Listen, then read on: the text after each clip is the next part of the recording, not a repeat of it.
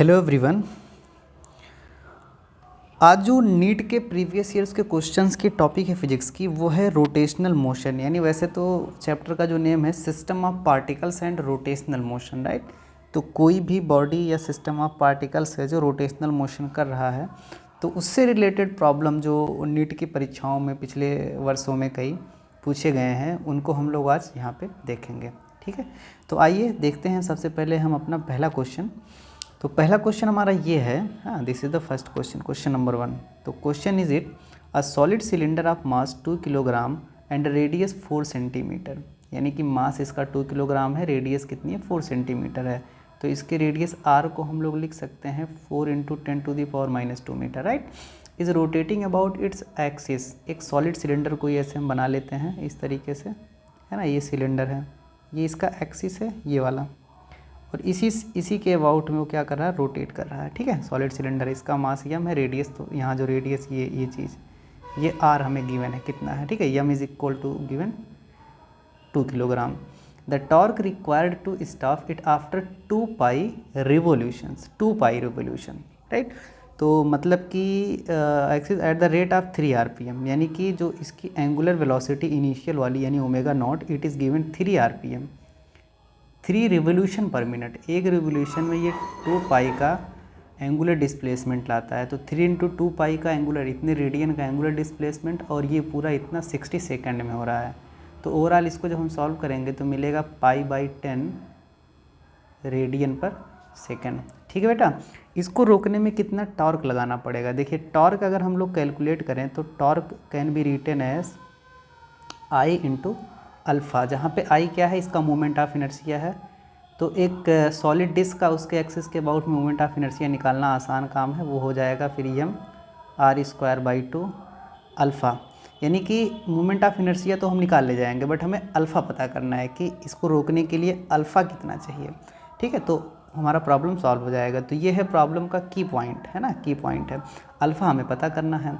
तो हम अगर kinematic equation of rotational motion का थर्ड इक्वेशन यूज़ करें, जो कि ऐसे होता है, ω² = ω0² + 2 अल्फ़ा × थीटा, जहाँ पे थीटा क्या है, एंगुलर डिस्प्लेसमेंट है। बोल कितना रहा है, 2 पाई रिवोल्यूशन। एक रिवोल्यूशन में 2 पाई रेडियन का एंगल सबटेंड करता है। तो अगर 2 पाई रिवोल्यूशन होगा तो 2 पाई × 2 पाई, ये इतना हो जाएगा। मतलब कि theta is equal to overall कितना आ गया, 4π²। ठीक, तो इसी इक्वेशन में सारी वैल्यूज़ को हम पुट करते हैं। रुक जाना है तो मतलब कि फाइनल एंगुलर वेलोसिटी या स्पीड जो होगी 0 होगी, 0 का स्क्वायर कर देते हैं। और ω0 इसकी वैल्यू π/10 है, इसका स्क्वायर करके लिखेंगे अभी, तो π/10 इसका स्क्वायर प्लस 2 अल्फ़ा, ये वैल्यू पता करनी है, इंटू थीटा जो कि आ गया है 4π²। यानी कि अगर इसको देखा जाए तो यहाँ से ऐसे लिख सकते हैं कि 2 अल्फ़ा, मतलब कि ये 8 हो गया ओवरऑल ये चीज़ आ गया, -8 π² × अल्फ़ा इज इक्वल टू π²/100। तो यहाँ से अल्फ़ा की वैल्यू आ जाएगी -1/800, इतना रेडियन पर सेकंड स्क्वायर। तो ये अल्फ़ा की वैल्यू आ गई। अब यही अल्फ़ा की वैल्यू अगर हम यहाँ पे रख दें टाउ वाले में, तो हमें मिल जाएगा। तो tau can be written as M. Mass is given, कितना मास है भाई, 2 किलोग्राम मास है ना। Mass is 2 kilogram into radius is given 4 × 10⁻⁻², इसका स्क्वायर करना है, इसका स्क्वायर डिवाइडेड बाई 2 × अल्फ़ा। अगर अल्फ़ा की बात करें तो ये आ गया -1/800। ठीक है बेटा, अब इसी को आपको क्या करना है, सॉल्व करना। तो चलिए सॉल्व कर लेते हैं। इससे कैंसिल हो गया, 4 का स्क्वायर करेंगे तो ये हो जाएगा 16, और 10⁻⁻² का स्क्वायर करेंगे 10⁻⁻4 इंटू -1/800। ठीक है, तो इससे कैंसिल कर देते हैं तो 16, और ये मतलब कि ये हो जाएगा 100, और ये फिर कितना हो जाएगा 2, राइट। तो ओवरऑल जब हम सॉल्व करेंगे तो this will get it as -2 × 10⁻⁻6, right. ये इतना हो जाएगा सॉल्व करने के बाद। तो जो टॉर्क है वो इतना चाहिए, -2 × 10⁻⁻6, और इसकी यूनिट हो जाएगी इतना, यूनिट हो जाएगी न्यूटन मीटर। ठीक है बेटा, तो माइनस ये जो साइन ये बता रहा है कि जो टॉर्क लगाना है वो मोशन की अपोजिट डायरेक्शन में लगाना, मतलब रोकने वाला टॉर्क लगाना चाहिए। तो -2 × 10⁻⁶। और ऑलरेडी क्वेश्चन में पूछना है कि रिक्वायर्ड टार्क, तो रिक्वायर्ड टार्क ये क्या हो जाएगा, पॉजिटिव में लिखा जाएगा 2 × 10⁻⁶ न्यूटन मीटर। तो ये वाला ऑप्शन इस क्वेश्चन का हो जाएगा करेक्ट। ये नीट की 2019 की परीक्षा में पूछा गया सवाल है, ज़रूरी सवाल है, बढ़िया क्वेश्चन है, समझ में आपके आया होगा ये। फिर चलिए अगला क्वेश्चन देखते हैं। तो अगला क्वेश्चन जो क्वेश्चन नंबर 2 हमारा है वो ये है कि a disc of radius 2 metre and mass 100 kilogram rolls on a horizontal floor, ठीक है। Its centre of mass has speed of 20 centimetre per second, यानी कि जो स्पीड है v this is given 20 centimetre per second, तो 20 × 10⁻⁻² metre per second. तो इसको हम ऐसे लिख सकते हैं 0.2 मीटर पर सेकेंड, ठीक है। How much work is needed to stop it, ये भी नीट की 2019 की परीक्षा में पूछा गया सवाल है। तो देखिए क्वेश्चन बहुत ही क्लियर है और बहुत आसान है। सिंपल सी बात यह है कि ये जितनी एनर्जी, जितनी ऊर्जा से मोशन कर रहा है, उतना ही अगर वर्क हम इस पे लगा दें, यानी कि एक फोर्स लगाएं जिसकी वजह से हम वर्क करेंगे, तो जिसकी वजह से एनर्जी टोटल इसकी हो जाए 0, है ना, उसकी अपोजिट डायरेक्शन में हम इस पे वर्क कर दें तो टोटल एनर्जी 0 हो जाएगी और फिर वो क्या हो जाएगा, रुक जाएगा, ठीक। तो हमें मतलब रिक्वायर्ड अमाउंट ऑफ वर्क जो W होगा वो एनर्जी इसकी जो है, फिर तो एनर्जी देखें तो वैसे ये क्या कर रहा है, अगर डिस्क है ऐसे डिस्क है ना, ये हॉरिजॉन्टल फ्लोर है, डिस्क ऐसे मोशन कर रहा है, तो ये साथ ही साथ कुछ ना कुछ क्या कर रहा है, इसका centre of mass v speed से मोशन कर रहा है, और ये अपने एक्सिस, ये जो पॉइंट मैं बना रहा हूँ इसके अबाउट में क्या कर रहा है, रोटेशनल मोशन भी कर रहा है। यानी एक प्रकार से क्या है, ये रोलिंग मोशन कर रहा है ना, ये रोलिंग मोशन कर रहा है। रोलिंग मोशन में क्या होता है, रोटेशनल और ट्रांसलेशनल दोनों होता है। तो ये इसके पास जो एनर्जी होगी वो काइनेटिक एनर्जी होगी, एक तो जो होगी वो ROT वाली होगी, रोटेशनल वाली होगी, और दूसरा जो होगा वो कौन सा होगा, फिर इसमें एक ट्रांसलेशनल होगी, T की वो लिखा मैंने यहाँ पे। तो रोटेशनल काइनेटिक एनर्जी कैलकुलेट करने का एक्सप्रेशन होता है 12I ω², ठीक है, प्लस ट्रांसलेशनल काइनेटिक एनर्जी, ये तो आप पढ़े ही हैं, 12mv², जहाँ I क्या है, इसका मोमेंट ऑफ इनर्शिया है, और ओमेगा इसकी एंगुलर स्पीड है ना, एंगुलर स्पीड है। तो एक रिलेशन होता है एंगुलर स्पीड और लीनियर स्पीड में कि v = होता है R × ओमेगा। तो यहाँ से ओमेगा की वैल्यू जो आ जाएगी दिस विल बी v/r। तो हम ओमेगा के प्लेस पे चाहें तो रख सकते हैं, तो ये हो जाएगा 12। अब देखो डिस्क है, तो डिस्क का जो मोमेंट ऑफ इनर्शिया होता है वो होता है mr²/2, ठीक है। ओमेगा है, इसकी वैल्यू रखेंगे तो v² / r² प्लस 12mv², ठीक है। तो r² से r² कैंसिल हो गया। फिर अब वैल्यू हमें बस केवल पुट करनी है, देख रहे हैं ना आप यहाँ से 12mv² और 12mv², है ना, मतलब कि ये 1/4 और 1/2, तो इसमें mv² कॉमन हो जाएगा और मिल जाएगा यहाँ पे mv²/2 कॉमन हो जाएगा, यहाँ मिलेगा 1/2 + 1, यानी कि ये 3/2 हो जाएगा। तो ओवरऑल हम इसको मल्टीप्लाई कर देते हैं, 3/2 लिख ही देते हैं। अब देखो इसमें मास, वेलोसिटी और ये सारी चीज़ें गिवन है, तो हम वैल्यू एक एक करके पुट कर देते हैं। फिर रेडियस भी वैसे गिवन है, तो रेडियस वैसे कैंसिल हो गया, तो रेडियस की कोई ज़रूरत है नहीं इसमें। तो मास की जो वैल्यू है वो गिवन है 100 किलोग्राम, ठीक है। स्पीड है 0.2, तो इसका स्क्वायर करेंगे तो 0.04 हो जाएगा, इंटू 3 तो है ही, डिवाइडेड बाई 2 × 2, ठीक है। तो वैसे क्या हो जाएगा, 2 × 2 ये हो जाएगा 0.01, और ये कट करके 1 हो जाएगा, 1 × 3 करेंगे तो आ जाएगा 3 जूल, यानी कि जो रिक्वायर्ड अमाउंट ऑफ वर्क है वो कितना है, 3 जूल है, ठीक है बेटा। तो ये समझ में आपके आ गया होगा अब कैसे सॉल्व किया गया है, तो ये 3 जूल हो जाएगा, करेक्ट ऑप्शन। चलिए अगला क्वेश्चन हम लोग देखते हैं अपना। तो अगला क्वेश्चन जो हमारा है वो ये है, थर्ड क्वेश्चन, कि a solid cylinder of mass 2 kilogram and radius 50 centimetre rolls up an inclined plane of angle inclination 30 degree, the centre of mass ना, तो अभी एक एंगल कोई इंक्लाइनेशन हम बना ही लेते हैं ऐसे, ठीक है बेटा, ये इस तरीके से, ये ऐसे। यहाँ पे क्या है, एक सॉलिड सिलेंडर है, तो हम सिलेंडर का ये वाला पोर्शन दिखाएंगे, यहाँ पे सॉलिड सिलेंडर है, यानी सॉलिड सिलेंडर ये चीज़, इसकी रेडियस r है, इसका मास वगैरह सब कुछ गिवन है। ये इस पे ऊपर की तरफ रोल कर रहा है, कितना डिग्री एंगल है, theta. Theta is equal to कितना गिवन है, 30 डिग्री गिवन है, ठीक है। तो ये चलिए ठीक है, तो मैं मान लेता हूँ कि ये कुछ ना कुछ यहाँ से ऐसे गया हुआ है, फिर मान लेता हूँ यहाँ तक पहुँच जाता है, ठीक है। कहाँ तक पहुँच जा रहा है, यहाँ तक पहुँच जा रहा है, ये यहाँ तक पहुँच जा रहा है, मान लिया मैंने यहाँ से। तो ये क्या कर रहा है कि इंक्लाइंड सरफेस पे कितनी डिस्टेंस ट्रेवल करेगा, मान लेता हूँ डिस्टेंस ये कितनी है हमारी, यस है या डी है, कुछ भी मान लिया हमने, है ना, वो तो मानने के ऊपर है। तो अब देखिए क्या होगा कि जैसे यहाँ पर है इनिशियली उसमें कुछ ना कुछ स्पीड है इस डायरेक्शन में इधर, और ये गिवन है v है ना, v है गिवन है यहाँ पे, इसकी रेडियस भी r है, सब कुछ गिवन है हमें। तो पहले एक बार हम सिंबॉलिक फॉर्म में लिखते हैं। देखो इसमें हम एनर्जी कंजर्वेशन का लॉ ही यूज़ करेंगे ना, एनर्जी कंजर्वेशन का लॉ यूज़ करेंगे। तो अगर मान लीजिए कि ओवरऑल अगर देखा जाए तो ये इतनी ही हाइट चढ़ा हुआ है यहाँ पे h, तो अगर हम यहाँ से h की वैल्यू निकालें तो h can be written as S cos 30 degree, क्यों भाई, यस कॉस 30 डिग्री यही तो हो जाएगा फिर, एच की वैल्यू यस कॉस 30 है। चलो तो ज़रूरत पड़ने पर उसका यूज़ किया जाएगा, यानी कि कॉस 30 की वैल्यू √3/2 होती है, तो √3 इंटू यस बाई 2, इतना जो भी यूनिट होगा, वैसे मीटर ही होगा तो मीटर हो जाएगा फिर ये चीज़। अच्छा, तो एनर्जी कंजर्वेशन लॉ से अगर हम इस प्रॉब्लम को सॉल्व करें तो कह सकते हैं कि जब यहाँ पे पहुँचेगा तो यहाँ पे पहुँचने पर इसके पास जो एनर्जी होगी वो ग्रेविटेशनल पोटेंशियल एनर्जी होगी, और वो mgh के बराबर होगी, है ना। देखो कॉन्सेप्ट से, अभी ये इस लेवल पे है, इस लेवल से है तो ये h ऊंचाई ही तो चढ़ा हुआ है। अगर ये इस तरीके से मोशन किया इधर तो h ऊंचाई चढ़ा हुआ है, ठीक बेटा।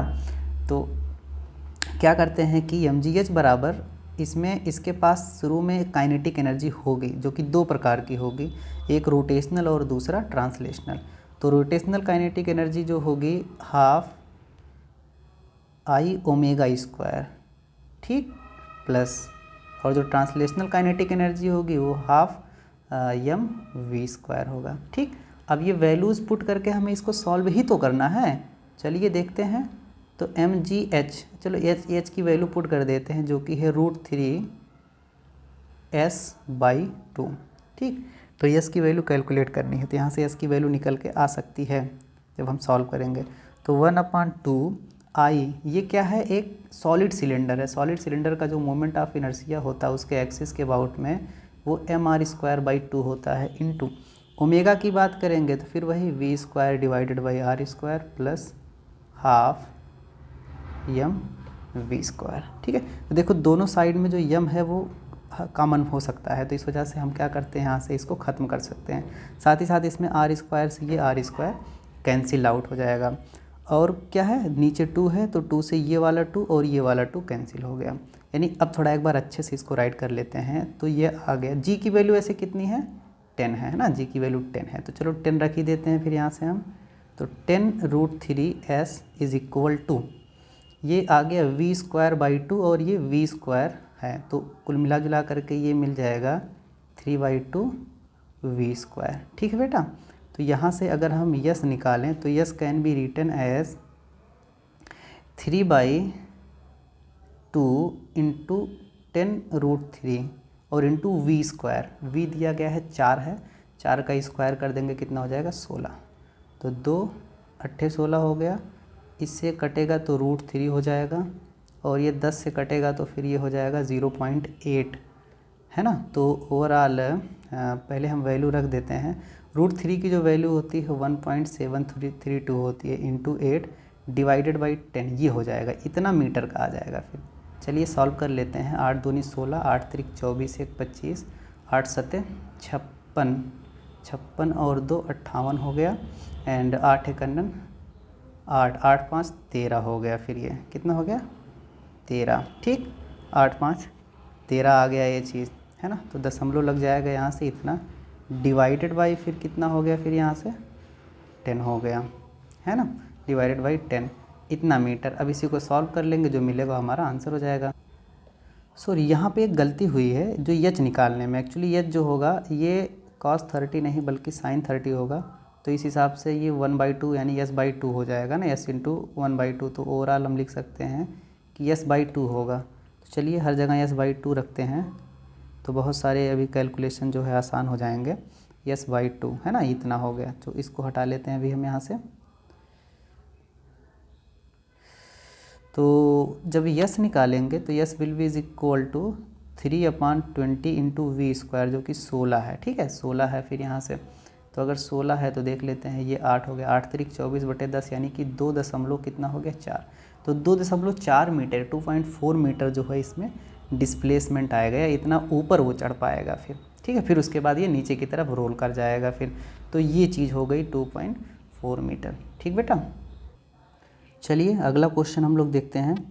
तो जो अगला क्वेश्चन हमारा है वो ये है कि a solid sphere is in rolling motion. एक सॉलिड स्फीयर है जो रोलिंग मोशन में। ठीक है, रोलिंग मतलब जैसे इन्होंने बताया भी है, समझाया भी है कि in rolling motion a body possesses translational kinetic energy as well as rotational kinetic energy. ठीक है, साइमल्टेनियसली दोनों साथ साथ होती है। तो द रेशियो KT यानी translational kinetic energy and total energy, जो टोटल काइनेटिक एनर्जी है फॉर द स्फीयर, स्फीयर के लिए क्या होगा।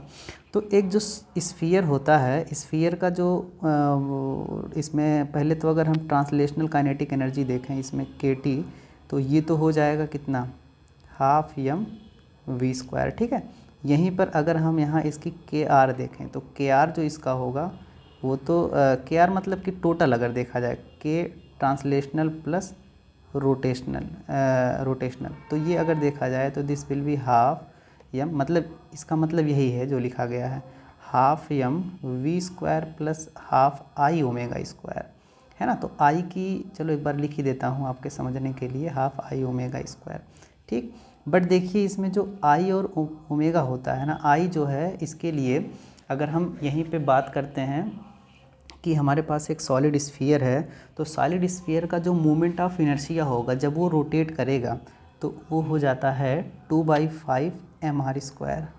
ठीक है, तो मोमेंट ऑफ इनर्शिया कुछ आपको पता होना चाहिए। और ओमेगा जो होता है, ओमेगा वो हो जाता है v/r। तो अगर ये दोनों वैल्यू हम यहाँ पे पुट करके इसको सॉल्व करें तो यहाँ लिखा जा सकता है कि ये है half mv square plus 1/2 I का मतलब कि वही रख देते हैं 2/5 mr स्क्वायर, और ओमेगा स्क्वायर करेंगे तो ये v square divided by r square. तो फिर ये इससे कैंसिल हो गया, यानी कि जो ये वैल्यू मिल गई हमें यहाँ पे, ये वैल्यू मिल जाएगी 1/2 mv स्क्वायर। देखो इतना तो कॉमन हो जाएगा, यहाँ बचेगा 1 प्लस 1/2 mv स्क्वायर 2/5। तो 2/5 का मतलब ये 7/5 हो गया। कितना आ गया फिर यहाँ से चीज़ 7/5, इतना इंटू 7/5। तो अगर दोनों को मैं ऐसे करूँ, रेशियो निकालूँ, तो इससे ये चीज़ कैंसिल हो जाएगी 1/5/7, यानी कि ओवरऑल जो रेशियो हो जाएगा 5:7 हो जाएगा। ठीक है, तो ये ऑप्शन जो हो जाएगा करेक्ट ऑप्शन हो जाएगा। ठीक बेटा, चलिए अगला क्वेश्चन सॉल्व करते हैं। तो अगला क्वेश्चन जो हमारा है वो ये है, a solid sphere is rotating freely about it's symmetry axis in free space. The radius of the sphere is increased keeping its mass same. इसके मास को सेम करते हुए इसकी जो रेडियस है स्फीयर की वो बदल दी गई। मतलब पहले स्फीयर ऐसे था, अब स्फीयर कुछ इस तरीके से हो गया है।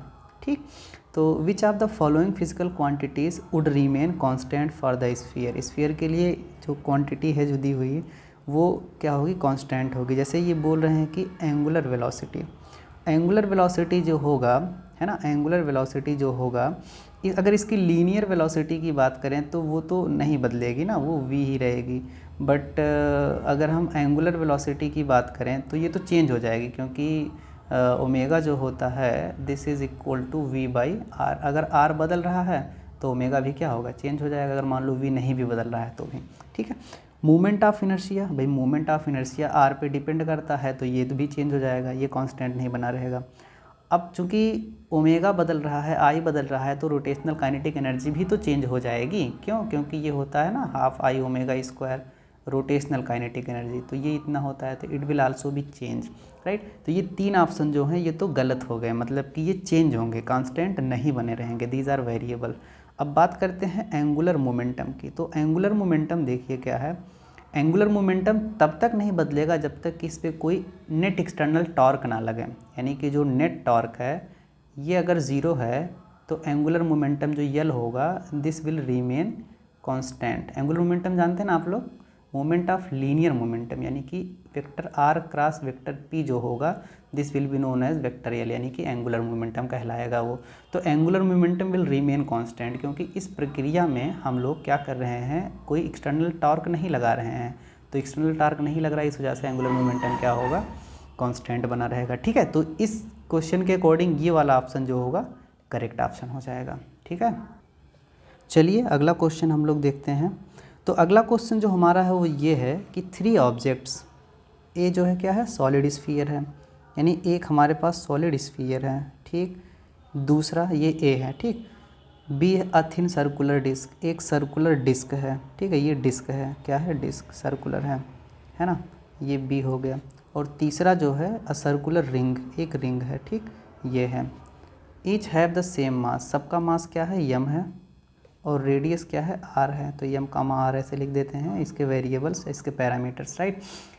They all spin with the same angular speed, अच्छा, यानी इनका ओमेगा भी क्या है, सेम है, जो भी है इनका ओमेगा भी सेम है ऑन सिमेट्री एक्सिस, मतलब ये इसके एक्सिस में और ये यहाँ जो इसके सेंटर से पास होने वाले और इसके भी सेंटर से पास होने वाले एक्सिस के अबाउट में ये रोटेशन कर रहे हैं। ठीक है, ये मतलब कि अगर बनाया जाए तो ऐसे बनाया जा सकता है इसको, ऐसे कि ये इस तरीके से रोटेशन कर रहे हैं। तो ऐसे सिचुएशन में बोल रहा है कि the amounts of work W requires to bring them the rest would satisfy the relation, कौन सा होगा। देखिए बेसिकली अगर हम यहाँ से देखें तो हम कह सकते हैं कि उसी ऑब्जेक्ट को रोकने में ज़्यादा फोर्स की ज़रूरत पड़ेगी जो ज़्यादा मजबूती से मोशन कर रहा होगा। और मजबूती से मोशन, अगर बेसिकली कोई ऑब्जेक्ट रोटेशनल मोशन करता है तो उसके मोशन के स्ट्रेंथ का जो मेज़रमेंट होता है वो मोमेंट ऑफ इनर्शिया से होता है या रोटेशनल इनर्शिया से होता है। तो रोटेशनल इनर्शिया, सिंपल सी बात, इसमें जिसका ज़्यादा होगा उसी के लिए ये होगा। तो चलिए सबके लिए मोमेंट ऑफ इनर्शिया मैं राइट करता हूँ। अगर ए के लिए मोमेंट ऑफ इनर्शिया राइट किया जाए तो सॉलिड स्फीयर है, इसका मोमेंट ऑफ इनर्शिया होगा 2/5 mr²। ठीक है, ये ए का मोमेंट ऑफ इनर्शिया है। बी के मोमेंट ऑफ इनर्शिया की बात करें तो ये डिस्क है, इसका मोमेंट ऑफ इनर्शिया हो जाएगा, its moment of inertia will be is equal to mr²/2। ये रिंग है, इसका मोमेंट ऑफ इनर्शिया हो जाएगा mr², है ना, mr²। यानी अगर इसको रोकने में जो वर्क करना पड़ा वो WC है, इसको रोकने में WB है, इसको रोकने में WA है।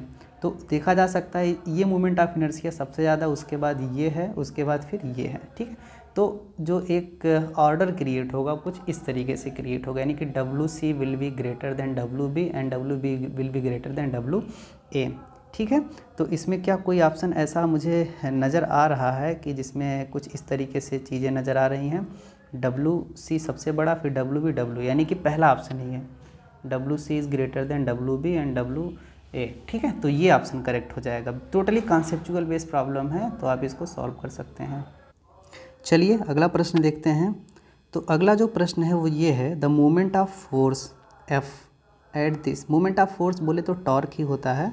तो इस फोर्स का मोमेंट अगर हमें टॉर्क पता करना है तो सिंपली हमें पता करना पड़ेगा vector R cross vector F। किसी भी चीज़ का मोमेंट आएगा तो हम इस तरीके से निकालेंगे। ठीक है, लेकिन उससे पहले निकालना R है, ये हमारा क्या है, रेफरेंस पॉइंट है ना, ये R0 रेफरेंस पॉइंट, और ये कोई मान लेते हैं कि पॉइंट है जो P है। ठीक है, ये कोई पॉइंट P है, तो R0 से P तक का जो एक लोकेशन होगा that will be vector R।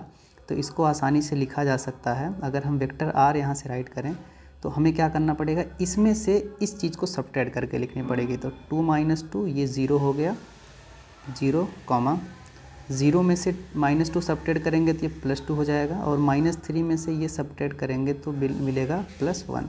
तो ये वेक्टर R के लिए हो गया। मतलब अगर वेक्टर R को हम समझें तो लिख सकते हैं कि 0i cap + 2j cap - k cap, और F जो है ये है 4i cap + 5j cap - 6k cap. अब आपको इसका क्रॉस प्रोडक्ट पता कर लेना है।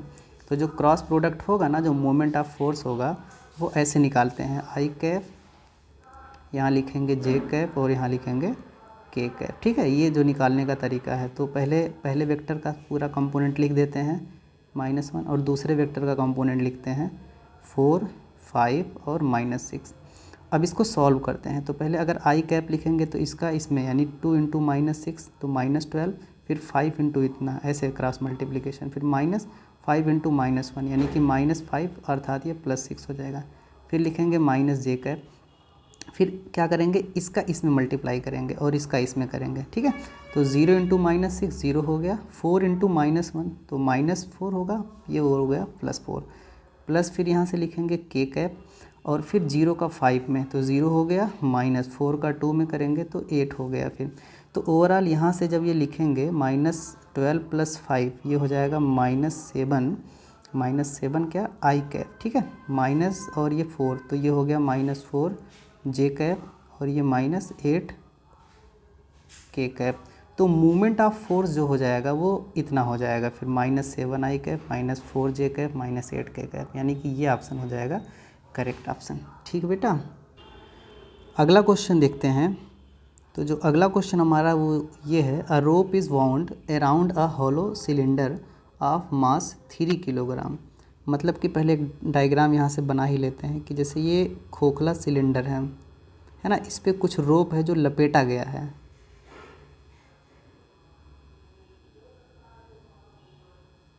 ठीक है, ये इस तरीके से लपेटा गया है और इधर मान लो लपेटने के बाद ये रस्सी है, इसको जब खींचेंगे ये इसका क्या हो जाएगा एक्सिस, मान लो है कोई रोटेशन जो करने वाला है, जब इसको खींचेंगे हम यहाँ एक फोर्स से एफ से जो कि है 30 न्यूटन, तो फिर ये इसी एक्सिस के अबाउट में रोटेशन करना शुरू कर देगा, है ना, रोटेशन करना शुरू कर देगा।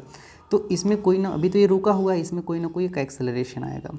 तो इसमें इसकी जो रेडियस है r, this is given 40 centimetre अर्थात ये 0.4 मीटर है, और इसके मास की बात करें तो इट इज़ गिवन 3 किलोग्राम। ठीक, तो what is the angular acceleration, इसका एंगुलर एक्सेलरेशन कितना होगा if the rope is pulled with the force of 30 Newton. ठीक है, तो देखते हैं, मतलब कि एक प्रकार से अगर इस सिलेंडर पे देखें तो 30 न्यूटन का एक फोर्स लग रहा है, ठीक है, और वो रेडियस के परपेंडिकुलर ही लगेगा क्योंकि टेंजेंशियली फोर्स लगेगा, मतलब ये फोर्स कुछ ऐसे लगेगा, आप बोल सकते हैं कि इस प्रकार से फोर्स लग रहा है एफ, और रेडियस ये चीज़ है ना, आर के परपेंडिकुलर लग रहा है।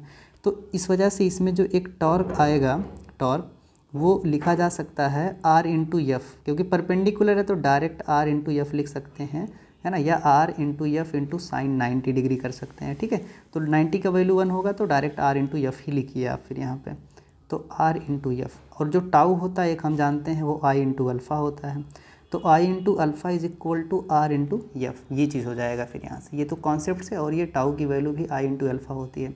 ठीक, तो अगर अल्फ़ा निकालना है तो this will be is equal to R into F divided by I. अब देखिए क्या है, ये एक हॉलो सिलेंडर है, यानी हॉलो सिलेंडर है तो ये जो चीज़ होगी ये एक रिंग की तरीके से होगी, तो मतलब मोमेंट ऑफ इनर्शिया इसका हॉलो सिलेंडर का एम आर स्क्वायर होगा। आर की वैल्यू 0.4 है, एफ जो है वो 30 न्यूटन लग रहा है, और इसका एम आर स्क्वायर एम 3 है, और आर सॉरी हाँ एम आर स्क्वायर है। तो एक बार लिख ही देते हैं ना, फिर थोड़ा आसान होगा, फिर रहने दो, अब लिख ही चुका हूँ, तो आर स्क्वायर मतलब ये इतना, तो इससे ये चीज़ कैंसिल हो जाएगी, 3 से ये कैंसिल होगी 10, और फिर 4 से इसको डिवाइड करेंगे तो रियली में ये मिल जाएगा हमें 25। अब अल्फ़ा की वैल्यू 25, अब इसकी जो यूनिट होती है रेडियन पर सेकंड स्क्वायर, यानी कि 25 रेडियन पर सेकंड स्क्वायर का एंगुलर एक्सेलरेशन इसमें आएगा। तो देख रहे हैं ना बेटा, ये नीट की 2017 की परीक्षा में पूछा गया सवाल है। ठीक है, बहुत डिफ़िकल्ट नहीं है, थोड़ा सा कॉन्सेप्चुअल पूछा जा रहा है, आपको बहुत ज़्यादा हाई फाई नहीं स्टडी करना है, ना ही बहुत थोड़ा लो स्टडी करना है, हाँ बट कॉन्सेप्ट को अच्छे से समझना है कि क्वेश्चन को कैसे हमें सॉल्व करना है। ठीक है, तो इसके अकॉर्डिंग जो है अल्फ़ा की वैल्यू आ गई 25 रेडियन पर सेकंड स्क्वायर, तो 25 will be the correct option. ठीक, चलिए अगला सवाल देखते हैं हम लोग। तो जो अगला सवाल हमारे पास है वो ये है कि 2 discs of same movement of inertia rotating about their angular axis passing through centre and perpendicular to the plane of disc with angular velocities ω1 and ω2। ठीक है, तो चलिए, तो इतना है। So they are brought into contact face to face coinciding the axis of rotation. Face to face का मतलब क्या है कि अगर एक डिस्क यहाँ पे ऐसे है तो इसी के ऊपर एक दूसरी डिस्क भी ऐसे रख दी गई, तो ये फेस टू फेस हो गया है। ठीक है, तो ये दोनों डिस्क, एक का मोमेंट ऑफ इनर्शिया आई है, दूसरे का आई है ना। एक की एंगुलर स्पीड कितनी थी, ओमेगा थी, जब ये दूर दूर थे, है ना, जब दूर दूर थे, जैसे कि मान लीजिए ये डिस्क यहाँ पे रखा हुआ है तो इसका मोमेंट ऑफ इनर्शिया आई था, ऐसे ये ओमेगा 1 से घूम रही थी और इसका मोमेंट ऑफ इनर्शिया आई था। दूसरी डिस्क थी, इसका इसी के अबाउट में मोमेंट ऑफ इनर्शिया जो था ये आई था और एंगुलर स्पीड ओमेगा टी थी। जब ये फेस टू फेस ऐसे कांटेक्ट में ला दिए जाते हैं तो ऐसी सिचुएशन में मान लेते हैं इनकी एंगुलर वेलोसिटी ओमेगा है और मोमेंट ऑफ इनर्शिया कितना हो जाएगा, 2i, जुड़ जाएगा ना भाई मोमेंट ऑफ इनर्शिया। तो बस ये चीज़ है, मोमेंट ऑफ इनर्शिया एक स्केलर क्वांटिटी होती है, ठीक है। तो मतलब अगर इसमें हम क्या करते हैं, जेंटली इसको ऐसे लेके आ रहे हैं और इसमें कोई इसके टॉर्क वगैरह में कोई चेंज नहीं हो रहा है, मतलब एक्सटर्नल टॉर्क कोई नहीं लग रहा है, जीरो लग रहा है, तो इसलिए इसका एंगुलर मोमेंटम कंजर्व होगा। तो एंगुलर मोमेंटम कंजर्वेशन के अकॉर्डिंग, है ना, तो एंगुलर मोमेंटम कंजर्वेशन के according I omega 1 plus I omega T this must be is equal to 2i into क्या हो जाएगा फिर ये ओमेगा। तो यहाँ से ओमेगा की जो वैल्यू है हम कैलकुलेट कर सकते हैं, ओमेगा की वैल्यू हो जाएगी ओमेगा 1 प्लस ओमेगा 2/2, राइट, ये इतना है फिर यहाँ पे। अब पूछ रहा है कि the expression for loss of energy during this process, इस प्रोसेस में जो एनर्जी लॉस हुई है उसका एक्सप्रेशन क्या होगा। तो अगर हम इनिशियल एनर्जी देखें, है ना, तो लॉस इन एनर्जी यानी कि डेल्टा ई, तो इनिशियली क्या है, ये केवल रोटेशनल मोशन कर रहा है तो इसमें रोटेशनल काइनेटिक एनर्जी होगी। तो दोनों की रोटेशनल काइनेटिक एनर्जी निकाल के सम कर लेते हैं, तो ये हो जाएगा half I omega 1 square plus half I omega T square. ये तो इनिशियल रोटेशनल काइनेटिक एनर्जी है, minus final rotational kinetic energy कितनी होगी, half into moment of inertia जो कि 2i है इंटू ओमेगा स्क्वायर। तो ओमेगा मतलब ओमेगा 1 प्लस ओमेगा 2/2, इसका क्या हो जाएगा फिर होल स्क्वायर हो जाएगा, ठीक है बेटा। अब इसी एक्सप्रेशन को हमें कर लेना है सॉल्व, है ना, तो सॉल्व करेंगे तो ये हो जाएगा half I omega 1 square plus omega 2 square minus half क्या ये चीज़, हाँ चलो हाफ ही लिख सकते हैं, हाफ आई, ये जान रहे हो, देखो ये क्या हो जाएगा, जब स्क्वायर से बाहर इसको लाएंगे तो ये 4 हो जाएगा, है ना, 4 हो जाएगा, तो इससे कैंसिल हो गया है। तो अभी हमने क्या किया कि इसको यहाँ पे 4 है तो इसको 1/4 ही कर दिया, ठीक है। तो मतलब कि चलो अभी कुछ करते नहीं है, जैसे वैसे रहने देते हैं फिर। तो हाफ इंटू आई इंटू इसको एक्सपेंड करेंगे तो omega 1 square plus omega 2 square plus 2 omega 1 omega 2 divided by कितना हो गया, 4 हो गया, और ये 2 तो आई था ही था यहाँ पे। तो जो डेल्टा के की वैल्यू है यहाँ से ओवरऑल कुछ कॉमन हो जाएगा, बिल्कुल अगर हम यहाँ से देखें तो कुछ चीज़ें यहाँ से कॉमन की जा सकती हैं, है ना, और वो चीज़ें क्या होंगी जो कॉमन हो जाएंगी फिर 1/2i ये कॉमन हो गया, और ये 4 से इसमें मल्टीप्लाई हो जाएगा, जब 4 से मल्टीप्लाई हो जाएगा, सॉल्व भी कर रहे हैं, ध्यान से देखिएगा आप इसको। तो 4 omega 1 square plus 4 omega 2 square minus ये 2 बचा हुआ है, ये 2 से इसमें मल्टीप्लाई कर देते हैं, तो 2 से मल्टीप्लाई करेंगे तो ये हो जाएगा 2 omega 1 square minus 2 omega 2 square, और ये माइनस हो जाएगा 2 गुणे 2 4 ओमेगा 1 ओमेगा 2 डिवाइडेड बाई फिर टोटल कितना हो गया, 4 हो गया, ठीक है। अब इस कैलकुलेशन को थोड़ा ऊपर करते हैं क्योंकि मेरे पास प्लेस नहीं, जगह नहीं बचा है। तो अगर मैं इसको थोड़ा ऊपर करूँ यहाँ पे कैलकुलेशन, तो delta K can be written as half I, है ना, ध्यान से देखिएगा। 4 ओमेगा 1 स्क्वायर में से अगर 2 ओमेगा 1 स्क्वायर घटेगा तो 2 बचेगा, ठीक है, और फिर इसी प्रकार से इसमें घटेगा तो 2 बचेगा, और ये तो जो है 4 है ही ना, 4 है ही, लेकिन जब इसको 4 से हम डिवाइड कर देंगे तो ये मिल जाएगा बेटा हमें यहाँ पे कि omega 1 square omega 1 minus omega 2 its whole square, और डिवाइडेड बाई फिर कितना मिल गया, 2 मिल गया। तो ओवरऑल यही चीज़ हम कह सकते हैं कि हमें जो मिला है, इस 2 को बाहर कर लिया तो 1/4i omega 1 minus omega 2 square. तो ये जो है डेल्टा ई हो गया, के क्या वही ई हो गया, मतलब एनर्जी में कितना लॉस हुआ है तो यहाँ से हम पता कर सकते हैं 1/4 Ω1 माइनस Ω2 का होल स्क्वायर। ठीक है, आप कैलकुलेशन करना अच्छे से तो आपको भी आ जाएगा। तो ये पहला ऑप्शन इसका करेक्ट ऑप्शन हो जाएगा। चलिए अगला क्वेश्चन देखते हैं। अगला क्वेश्चन हमारा ये है कि which of the following statements are correct, है ना। तो centre of mass of a body always coincide with the centre of gravity of the body.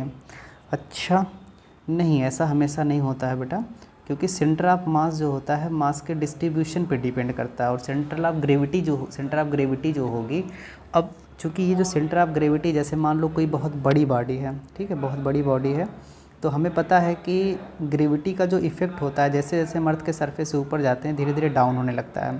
तो अगर मान लीजिए किसी बॉडी का सेंटर ऑफ मास एकदम बिल्कुल मिडल में, मान लो यूनिफॉर्मली मास डिस्ट्रीब्यूटेड बॉडी है, इसी लाइन पे बिल्कुल सेंटर पे लाई कर रहा है, तो सेंटर ऑफ ग्रेविटी कहीं डाउन में लाई कर जाएगी, क्योंकि नीचे ग्रेविटेशनल इफेक्ट ज़्यादा है, ऊपर ग्रेविटेशनल इफेक्ट कम है। तो इस वजह से दोनों एक ही पॉइंट पे लाई नहीं करेंगे हमेशा ना, तो ये स्टेटमेंट करेक्ट नहीं है। Centre of mass of a body is the point eight which the total gravitational torque on the body is zero. ठीक है, तो कैसे भाई, सेंटर ऑफ मास यहाँ होगा, सेंटर ऑफ ग्रेविटी यहाँ होगी, तो टॉर्क तो कुछ ना कुछ बनाएगा ही, फिर वो तो ज़ीरो नहीं होगा, तो मतलब ये स्टेटमेंट भी इनकरेक्ट है। अगला, a couple on a body produces both translational and rotational motion.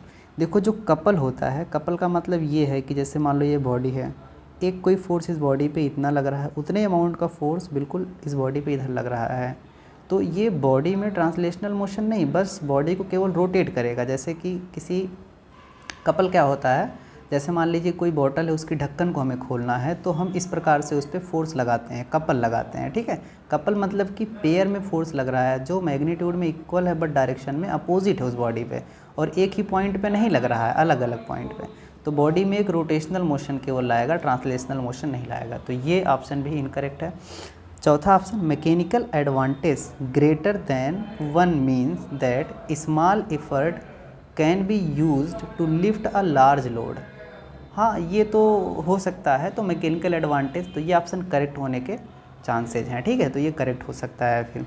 तो अब देखते हैं हमारे ऑप्शन के अकॉर्डिंग। बोल रहा है कि पहला और दूसरा स्टेटमेंट करेक्ट है, तो पहला और दूसरा दोनों गलत है। दूसरा और तीसरा करेक्ट है, नहीं ये भी दोनों गलत हैं।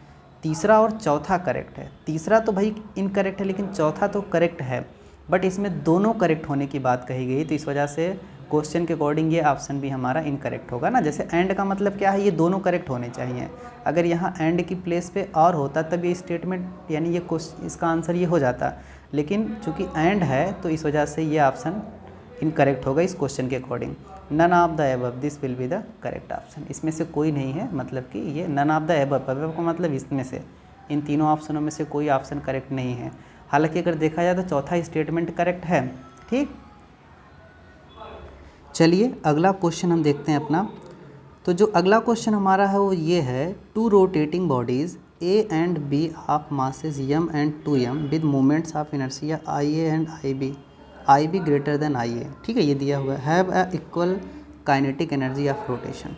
रोटेशन काइनेटिक एनर्जी इक्वल है, मतलब कि KA बराबर KB है रोटेशन की। ठीक है, रोटेशनल काइनेटिक एनर्जी के लिए, तो रोटेशनल काइनेटिक एनर्जी जो होता है हाफ I ओमेगा स्क्वायर होता है, तो half IA and omega A square, this is equal to half IB into omega B square. ठीक है, तो यहाँ हाफ से हाफ कैंसिल हो गया, तो IA अपान IB ये चीज़ हमें मिल जाएगी, जो कि हो जाएगा omega B square divided by omega A square. ठीक है, ये एक इक्वेशन मिल गया, शायद यूज़फुल हो सकता है हमारे लिए, और यूज़फुल होगा if LA and LB be their angular momenta respectively then. तो एंगुलर मोमेंटम की बात के लिए रिलेशन पूछ रहा है, तो एंगुलर मोमेंटम जो होता है L, अगर हम इसका रेशियो ही मान लो निकालें, LA अपान LB निकालें, तो ये हो जाएगा IA into omega A divided by IB into omega B। यही तो होगा ना। फिर एक काम करते हैं, हम यहाँ actually omega A divided by omega B निकालते हैं, जो कि स्क्वायर रूट में हो जाएगा IB बाई IA, क्योंकि हम IB और IA को ही ध्यान में रखते हुए LA और LB के बीच का रिलेशन बना सकते हैं, क्योंकि IB और IA के बीच का रिलेशन हमें दिया हुआ है। ठीक है। तो अगर हम यहाँ पे omega A upon omega B की वैल्यू पुट कर दें तो आई ए अपान आई बी है ना, ये इक्वल टू ही रहने देते हैं फिर, equal to I A upon I B into omega A, मतलब वही चीज़ स्क्वायर रूट में आ जाएगी फिर आई बी बाई आई ए। तो ओवरऑल इसको सॉल्व करेंगे तो ये हो जाएगा square root I A upon I B, मतलब कि जो एल है it is directly proportional to किसके हो जा रहा है, square root of I A हो जा रहा है। तो इस हिसाब से अगर मान लीजिए जो आई बी ज़्यादा है तो एल बी ज़्यादा होना चाहिए, एल बी क्या होना चाहिए, ग्रेटर होना चाहिए, कितने से, एल ए से ग्रेटर होना चाहिए। तो ये थर्ड वाला हम बोल सकते हैं ऑप्शन हमारा करेक्ट हो जाएगा, L B is greater than L A. ठीक है बेटा, चलिए अगला क्वेश्चन हम लोग सॉल्व करते हैं। तो जो अगला हमारा क्वेश्चन है वो ये है, a solid sphere of mass m and radius r is rotating about it's diameter. A solid cylinder of the same mass and same radius is also rotating about it's geometrical axis with the N angular speed, ठीक है, twice then the sphere. ठीक है, अगर मान लो sphere की है omega तो उसकी हो जाएगी 2 ओमेगा। ठीक है, तो the ratio of their kinetic energies of rotation, तो रोटेशन की जो काइनेटिक एनर्जी का रेशियो होगा, यानी अगर हम सॉलिड स्फीयर का 1 करें और सिलेंडर का 2 करें तो K1 डिवाइडेड बाई K2 ये हो जाएगा हाफ I1 और ये ओमेगा 1 स्क्वायर। ठीक इसी प्रकार से ये चीज़ हो जाएगी half I2 omega T square. ठीक है बेटा, तो हाफ से आप कैंसिल। I1 का मतलब सॉलिड स्फीयर, सॉलिड स्फीयर का जो मोमेंट ऑफ इनर्शिया होता है वो 1/2 एम आर स्क्वायर होता है, तो 1/2 M R square into omega 1 मान लो कितना है, ओमेगा है, ठीक है, इतना हो गया डिवाइडेड बाई I2 की अगर हम बात करें तो ये है हमारा क्या है ये, सॉरी स्फीयर है, स्फीयर का होता है 2/5 और इसका होता है 1/2 एम आर स्क्वायर। ठीक है, 1/2 एम आर स्क्वायर, और इसकी जो एंगुलर स्पीड है वो ओमेगा है, 2 ओमेगा है, तो इसका स्क्वायर करेंगे तो ये हो जाएगा 4 ओमेगा स्क्वायर। अब एम आर स्क्वायर से M R square cancel, omega square से ओमेगा स्क्वायर कैंसिल। अच्छा, अब अगर हम यहाँ से K1 divided by K2 write करें तो this will be is equal to, ये कितना हो गया, 2 हो गया, यानी 2/5/2, तो 2/5 इंटू 2, तो ओवरऑल ये हो गया 1/5। तो अगर रेशियो देखेंगे इनकी काइनेटिक एनर्जी का तो ये 1:5 यानी 1:5 हो जाएगा। तो 1:5 मतलब ये ऑप्शन करेक्ट ऑप्शन हो जाएगा इसका। ठीक बेटा, चलिए अगला क्वेश्चन हम लोग देखते हैं। तो जो हमारा अगला क्वेश्चन है वो ये है, a light rod of length L has 2 masses M1 and M2 attach to its 2 end. Light मतलब बिल्कुल हल्का है, इसके मास को हम नेगलेक्ट कर सकते हैं, तो हमने मान लिया कि यही है 2 मासेस, एक मास है M1 और दूसरा मास क्या है, M2 है। अब हमें क्या करना है कि लेंथ कितनी L है, अगर इसके कोऑर्डिनेट को मैं 0 बोलूँ, x मान लो ये x एक्सिस पे है, ये 0 है, तो ये कितना हो जाएगा, L हो जाएगा, है ना, 0 L। तो हमें इनका क्या करना है, सेंटर ऑफ मास पता करना है। तो सेंटर ऑफ मास जो होगा, मतलब कि जो R होगा, this will be equal to M1 into this 0 plus M2 into L divided by M1 plus M2। अब मैं सेंटर ऑफ मास की लोकेशन पता कर रहा हूँ कहाँ पे होगा, तो this will be is equal to M2 into L divided by M1 plus M2। ठीक है, ये किसकी वैल्यू आ गई, R की वैल्यू। मान लो R यहाँ कहीं हो गया।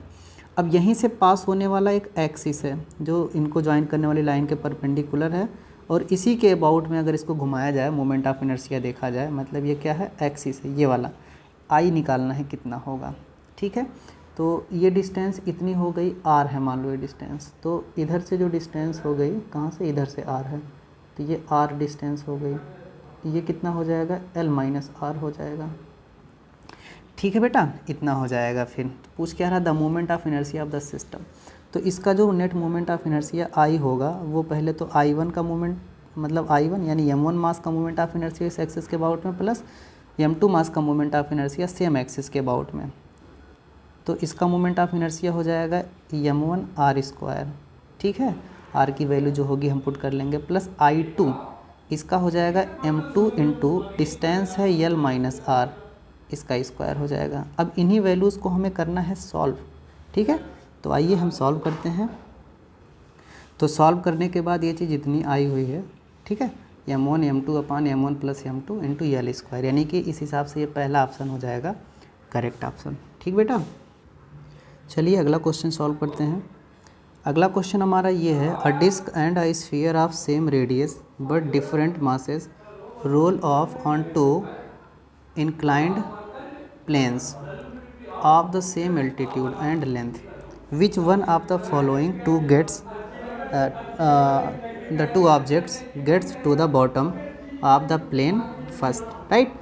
तो ये inclined plane ऐसे है, मान लो कोई इस तरीके से है ना, दो अलग अलग inclined plane है इस तरीके से, θ1 θ2 जो भी एंगल है, एक पे डिस्क है और दूसरे पे जो है मतलब कि सेम है, इसमें अलग नहीं है।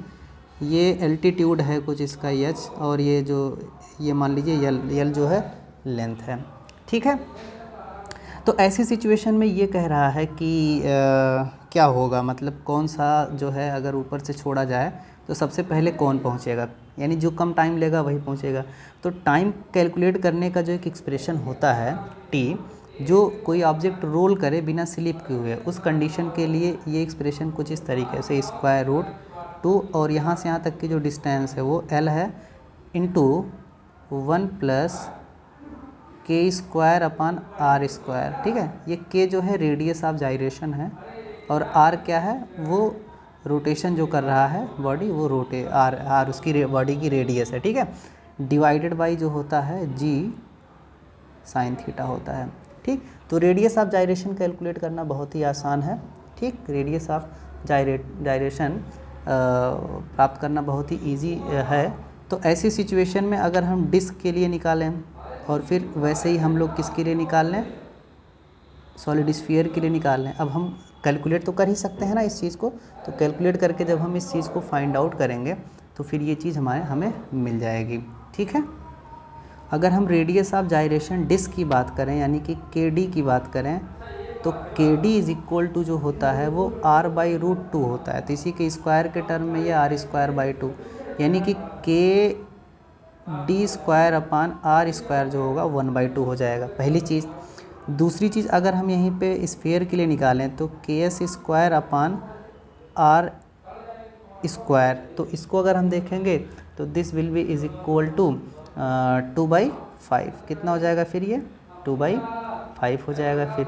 तो इस तरीके से हम कह सकते हैं कि ये जो चीज़ें हैं वो निकल के हमारे सामने आ जाएंगी, और जब निकल के सामने आएंगी तो हम दोनों का अगर रेशियो पता कर लें तो रेशियो से भी पता चल सकता है कौन ज़्यादा होगा। तो ओवरऑल जब हम सॉल्व करेंगे तो हमें मिल जाएगा कि जो डिस्क है ये कम टाइम ले रहा है और जो स्फीयर है जो डिस्क है वो ज़्यादा टाइम ले रहा है और स्फीयर कम टाइम ले रहा है।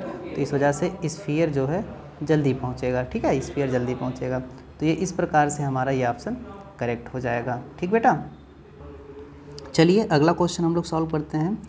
तो अगला क्वेश्चन जो हमारा है वो ये है कि from a disc of radius R and mass m a circular hole of diameter R whose rim, and diameter R है तो रेडियस कितना हो जाएगा r/2। ठीक है, cut rim passes through the centre is cut, what is the moment of inertia of the remaining part of the disc about a perpendicular axis passing through the centre. ठीक है, तो एक diagram इसका हम बनाते हैं और फिर सॉल्व करते हैं क्वेश्चन को।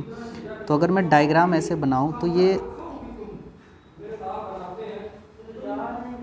ये मान लो कोई इस तरीके से एक डिस्क है और इसमें से r/2 मतलब ये r इसका डायमीटर हो जाएगा, तो r/2 जो है का एक जो है रिंग ऐसे डिस्क है, मतलब कट करके बाहर निकाल लिया गया। तो जो बचा हुआ पोर्शन है वो इतना है, और इस बचे हुए पोर्शन का इसके इसी सेंटर C से पास होने वाला मोमेंट ऑफ इनर्शिया पता करना है। तो इसमें से मोमेंट ऑफ इनर्शिया निकालना बहुत आसान है। तो I इज इक्वल टू कहा जा सकता है कि पूरा मोमेंट ऑफ इनर्शिया जो पहले रहा होगा, है ना, माइनस I प्राइम मान लो निकाल रहे हैं, जो कटे हुए पोर्शन का मोमेंट ऑफ इनर्शिया जिसको मैं I1 मान लेता हूँ ना, ये कटे हुए पोर्शन का मोमेंट ऑफ इनर्शिया इसके अबाउट में। ठीक है, इसके अबाउट में है। तो इसके लिए हमें इसकी रेडियस तो पता है, ये r/2 हो गई रेडियस, है ना, लेकिन हमें एक चीज़ नहीं मालूम है और वो है इसका मास। तो मास निकालना बहुत आसान है। देखो, पूरे पोर्शन का मास m है, जब पूरे का एरिया है πr², तो πr² एरिया का मास है m, तो यूनिट एरिया का मास हो जाएगा m/πr²। तो इसी प्रकार से अगर हम मान लीजिए इतने पोर्शन का एरिया निकाला जो कटेड पोर्शन है, तो कटेड पोर्शन का जो एरिया होगा this will be is equal to pi R square by 4। ठीक है, पाई आर स्क्वायर, रेडियस इसकी r बाई 2 है। इसका जो मास हो जाएगा this will be is equal to M upon pi R square into pi R square by 4। तो इससे कट गया, मतलब मास आ गया यम बाई 4। कटेड पोर्शन का मास यम बाई 4 है। ठीक है, तो I1, तो अगर हम एक डिस्क का मोमेंट ऑफ इनर्शिया देखें तो ये तो हो जाएगा एम आर स्क्वायर बाई 2 जो पूरा है, मतलब माइनस। अब इसमें क्या है कि इसके किससे एज से पास होने वाला मोमेंट ऑफ इनर्शिया में निकालना है। तो सेंटर से पास होने वाला मोमेंट ऑफ इनर्शिया इसका अगर हम निकालेंगे तो ये हो जाएगा यम आर बाई 2 स्क्वायर। मास उसका रखते हैं, किसका मास, कटेड पोर्शन का। तो कटेड पोर्शन का मास है यम बाई 4, उसकी रेडियस रखेंगे R by 2 it's square divided by 2। ये इसके सेंटर से पास होने वाला मोमेंट ऑफ इनर्शिया हो गया। लेकिन हमें सेंटर से नहीं, यहाँ से चाहिए, तो यहाँ से भी डिस्टेंस कितनी होगी, आर बाई 2 होगी। तो प्लस करते हुए वो एम इंटू आर स्क्वायर हो जाता है ना, जो पैरेलल एक्सेस थ्योरम है वो लगा रहे हैं हम यहाँ पे सॉल्व करने के लिए। तो एम बाई 4 आर बाई 2, मतलब इसको अगर देखा जाए ध्यान से बेटा तो आप कह सकते हैं कि यहाँ से पास होने वाला मोमेंट ऑफ इनर्शिया, ये सेंटर से पास होने वाला मोमेंट ऑफ इनर्शिया, यहाँ से यहाँ तक की दूरी जो डी होती है, वैसे वास्तव में जो दूरी अभी आ गई है वो आर बाई 2 है। डायग्राम से बिल्कुल क्लियर हो रहा है। तो इसका मोमेंट ऑफ इनर्शिया जो होगा सेंटर से पास होने वाला, तो सेंटर से इतना हो गया, प्लस पूरा मास जो इसका है एम बाई 4 इंटू जो दूरी है उसी का स्क्वायर कर देते हैं, तो आर स्क्वायर बाई 4 हो गया। ठीक, अब मुझे इसी को कर लेना है सॉल्व, तो सॉल्व कर लेते हैं और फाइनल आंसर मिल जाएगा। तो M R square by 2 minus, इसको सॉल्व करेंगे तो M by 4 into R square by 4 divided by 2, divide by कितना हो गया, 2 हो गया, प्लस इस प्रकार से ये हो गया M R square divided by 4 4 जा 16 हो गया। फिर तो ओवरऑल जो आई ये मिल जाएगा हमें यहाँ से, this will be is equal to M R square by 2 minus इसका एलसीएम जो हो जाएगा 4 4 जा कितना हो गया, 16 अपान 2 32 हो गया। फिर तो ये M R square plus 2 M R square यानी कि 3 M R square, 3 M R square by 32 हो गया। तो अब इसका हम एलसीएम ले करके फिर सॉल्व कर लेते हैं 32। तो ये हो गया 16 एम आर स्क्वायर माइनस इतना, तो मतलब 13 एम आर स्क्वायर बाई 32। तो ये इसका मोमेंट ऑफ इनर्शिया हो जाएगा, यानी कि ये ऑप्शन जो हो जाएगा करेक्ट ऑप्शन हो जाएगा। ठीक है, चलिए अगला क्वेश्चन हम लोग सॉल्व करते हैं। तो जो अगला क्वेश्चन हमारा है वो ये है, a uniform circular disc of radius 50 centimetre at rest is free to turn about an axis which is perpendicular to its plane and passes through its center। ठीक है, तो एक डिस्क है जो सर्कुलर डिस्क है इस तरीके से, और इसी एक्सिस के अबाउट में मोशन करने के लिए वो फ्री है। ठीक है, इसका रेडियस दिया गया है कितना है, 50 centimetre. r is equal to 0.5 metre it is given, right, and alpha is also given 2.0 radian per second square. Its net acceleration in metre per second square, right, its net acceleration in metre per second square at the end of 2.0 second is approximately, लगभग कितना होगा ये पता करना है। ठीक है, तो देखो जब ये पार्टिकल सर्कुलर जो एक डिस्क है ये मोशन कर रहा है तो इसमें दो तरीके का एक्सेलरेशन आएगा।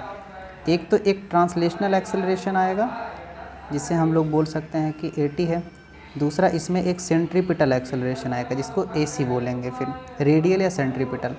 तो पहले तो ट्रांसलेशनल एक्सेलरेशन देख लेते हैं, क्योंकि एक एंगुलर एक्सेलरेशन जो इस डायरेक्शन में इसको दिया गया है वो इतना है, यानी कि 80 जो हो जाएगा वो अल्फ़ा इंटू कितना हो जाएगा, R हो जाएगा। तो अल्फ़ा की वैल्यू 2.0 है और R की वैल्यू जो है 0.5 है, यानी कि ये हो गया कुल मिला जा कर के 1, तो 1 मीटर पर सेकंड स्क्वायर है। और यहीं पे अगर हम AC पता करें तो AC will be is equal to R omega square, है ना, R ओमेगा स्क्वायर। बट ये ओमेगा हमें पता नहीं है, ओमेगा हम 2 सेकंड के बाद पता कर लेते हैं कितना हो जाएगा। तो 2 सेकंड के बाद जो ओमेगा होगा इसका वो कैलकुलेट किया जा सकता है, एक्सप्रेशन ओमेगा नॉट स्क्वायर नहीं, पहले इक्वेशन से मोशन का, तो ओमेगा प्लस अल्फ़ा टी और पूरे का स्क्वायर तो स्क्वायर हो गया फिर यहाँ पे, और आर तो रहेगा ही रहेगा। ठीक है, तो आर की वैल्यू जो भी होगी हम पुट कर लेंगे अभी। तो आर ओमेगा नॉट, ये तो ज़ीरो क्योंकि रेस्ट से चलना स्टार्ट किया है। अल्फ़ा की वैल्यू जो है दिस इज़ इक्वल टू 2.0, तो 2.0 इंटू टी की वैल्यू 2 है 4 का स्क्वायर हो जाएगा 16, तो आर इंटू 16 और इसकी वैल्यू 0.5 इंटू 16 जो कि 8 हो जाएगा, 8 मीटर पर सेकंड स्क्वायर। दोनों एक दूसरे के परपेंडिकुलर हैं, इस वजह से जो एक नेट एक्सेलरेशन ए मिलेगा this will be square root of AT square plus AC square. Pythagoras theorem से भी निकाल सकते हैं या वेक्टर कॉन्सेप्ट से निकाल सकते हैं। ठीक है, तो ये हो जाएगा 1 स्क्वायर प्लस 8 स्क्वायर, तो मतलब ये 65 हो जाएगा। तो अगर लगभग में देखें तो ये 8 का स्क्वायर रूट है, 8 पॉइंट समथिंग आएगा। तो लगभग में अगर अप्रॉक्सीमेट में हमारा आंसर देखना होगा तो कितना हो जाएगा, 8 metre per second square, 8 metre per second square. ठीक है, 8 मीटर पर सेकंड स्क्वायर हो जाएगा। इसमें net acceleration after the end of 2 second, 2 second के समाप्ति पर इतना होगा। ठीक है बेटा, ओके। चलिए अगला क्वेश्चन देखते हैं हम लोग। अगला क्वेश्चन हमारा ये है कि point masses m1 and m2 are placed at the opposite ends of rigid rod of length l and negligible mass. The rod is to be set rotating about an axis perpendicular to it. The position of point P on this rod through which the axis should pass so that the work required to set the rod rotating with the angular velocity omega naught is minimum is given by, right। तो एक diagram वैसे हमें दिया हुआ है, अगर आप diagram को थोड़ा बड़ा करके देखना चाहें तो ये इस तरीके से आप देख सकते हैं डायग्राम को थोड़ा बड़ा करके। ठीक है, तो ये डायग्राम हमें कुछ बड़ा करके दिख रहा है यहाँ पे। तो इसी के अबाउट में क्या होने वाला है, ये रोटेट होने वाला ओमेगा नॉट स्पीड से। तो ओमेगा नॉट स्पीड से रोटेशन में जो एक क्या पूछ रहा है, रिक्वायर्ड वर्क, तो जो W होगा ये चेंज इन काइनेटिक एनर्जी के बराबर होना चाहिए। ठीक है, जो वर्क होना चाहिए, भी मिनिमम की बात हम नहीं कर रहे, अभी हम वर्क की बात कर रहे हैं। तो मान लो ये पॉइंट यहाँ पे है, पूरी लेंथ L है, x L माइनस x है, तो ओवरऑल जो वर्क होगा this must be is equal to change in kinetic energy, और एनर्जी जो कैलकुलेट की जाती है रोटेशनल काइनेटिक एनर्जी वो हाफ इंटू आई का मतलब जो नेट मोमेंट ऑफ इनर्शिया है। तो m1 और m2 दोनों का अलग अलग मोमेंट ऑफ इनर्शिया मैं निकाल लेता हूँ, तो इसको I1 प्लस I2 बोल देता हूँ इंटू ये ओमेगा नॉट स्क्वायर स्पीड से क्या कर रहा है, ओमेगा नॉट स्पीड से रोटेशन कर रहा था, इसका स्क्वायर हो जाएगा। ठीक है, तो omega will be is equal to half. अगर हम पहले का मोमेंट ऑफ इनर्शिया देखें तो मास m1 है, दूरी x है इस पॉइंट से, तो ये सिंपली हो जाएगा m1 x स्क्वायर प्लस दूसरा जो है कितना है, मास m2 है, दूरी l माइनस x है, तो ये हो जाएगा फिर यहाँ से m2 l माइनस x का स्क्वायर इंटू फिर क्या हो जाएगा ओमेगा नॉट स्क्वायर।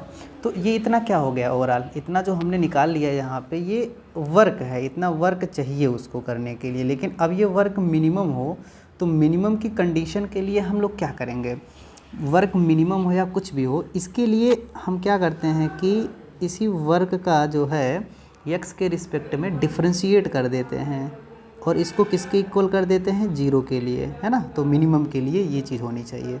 अब इसी को हम सॉल्व करेंगे, तो डिफ्रेंशिएशन जब हम करते हैं तो हमें ये चीज़ मिल जाएगी, हाफ m1 x स्क्वायर है तो इसका 2m1 x मिल जाएगा। डिफ्रेंशिएशन कितना हो जाएगा, 2m1 x plus m2 l minus X whole square है, तो इसका जो डिफ्रेंशिएशन बनेगा this will be is equal to 2m2 l minus X, और फिर l माइनस एक्स का डिफ्रेंशिएशन x के रिस्पेक्ट में हो जाएगा -1। ठीक है, और इनटू जो यहाँ से ओमेगा नॉट स्क्वायर, ये तो रहेगा ही रहेगा फिर क्योंकि ये कांस्टेंट है, तो ओमेगा नॉट स्क्वायर, चलो थोड़ा बढ़िया से लिख देते हैं, omega naught square this is equal to 0।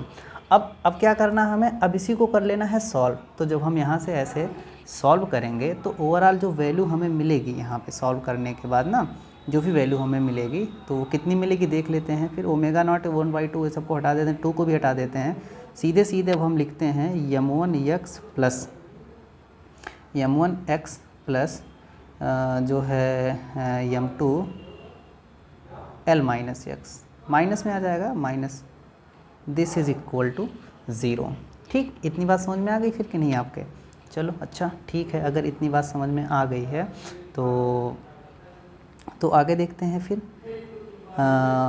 आगे क्या होगा कि आगे हम इसको सॉल्व करते हैं फिर। तो m1 x minus m2 l plus m2x is equal to 0। तो भाई यहाँ से x कॉमन हो जाएगा, तो m1 plus m2 into X is equal to m2l। तो x की जो वैल्यू हो जाएगी this will be m2 divided by m1 plus m2 into फिर कितना हो गया, l हो गया। ठीक है, तो कौन सा ऑप्शन मिल रहा है, ये वाला ऑप्शन। तो ये वाला ऑप्शन हो जाएगा इसका करेक्ट ऑप्शन। ठीक, चलिए अगला क्वेश्चन देखते हैं। तो अगला क्वेश्चन, इसको स्क्रीन को थोड़ा सेट कर लेते हैं बढ़िया से। तो अगला क्वेश्चन जो हमारा है वो इस प्रकार से है कि an automobile moves on road with the speed of 54 kilometre per hour. तो इस स्पीड v को हम क्या करते हैं, मीटर पर सेकंड में कन्वर्ट कर लेते हैं। तो 54 इंटू 5/18, अब ये मीटर पर सेकंड में आ जाएगा। 18 3 54, यानी कि ये हो गया 15 मीटर पर सेकंड। ठीक है, और रेडियस कितनी है, r जो है व्हील की, this is 0.45 metre. And the moment of inertia of the about axis rotation is इतना, i भी हमें गिवन है, i is equal to 3 kilogram metre square. ये यूनिट होता है kilogram metre square moment of inertia का। ठीक है, if the vehicle is brought to rest in 15 second, यानी जो टाइम लगाया जा रहा है रेस्ट में लाने में वो कितना है, 15 सेकेंड है। ठीक है, 15 सेकेंड है।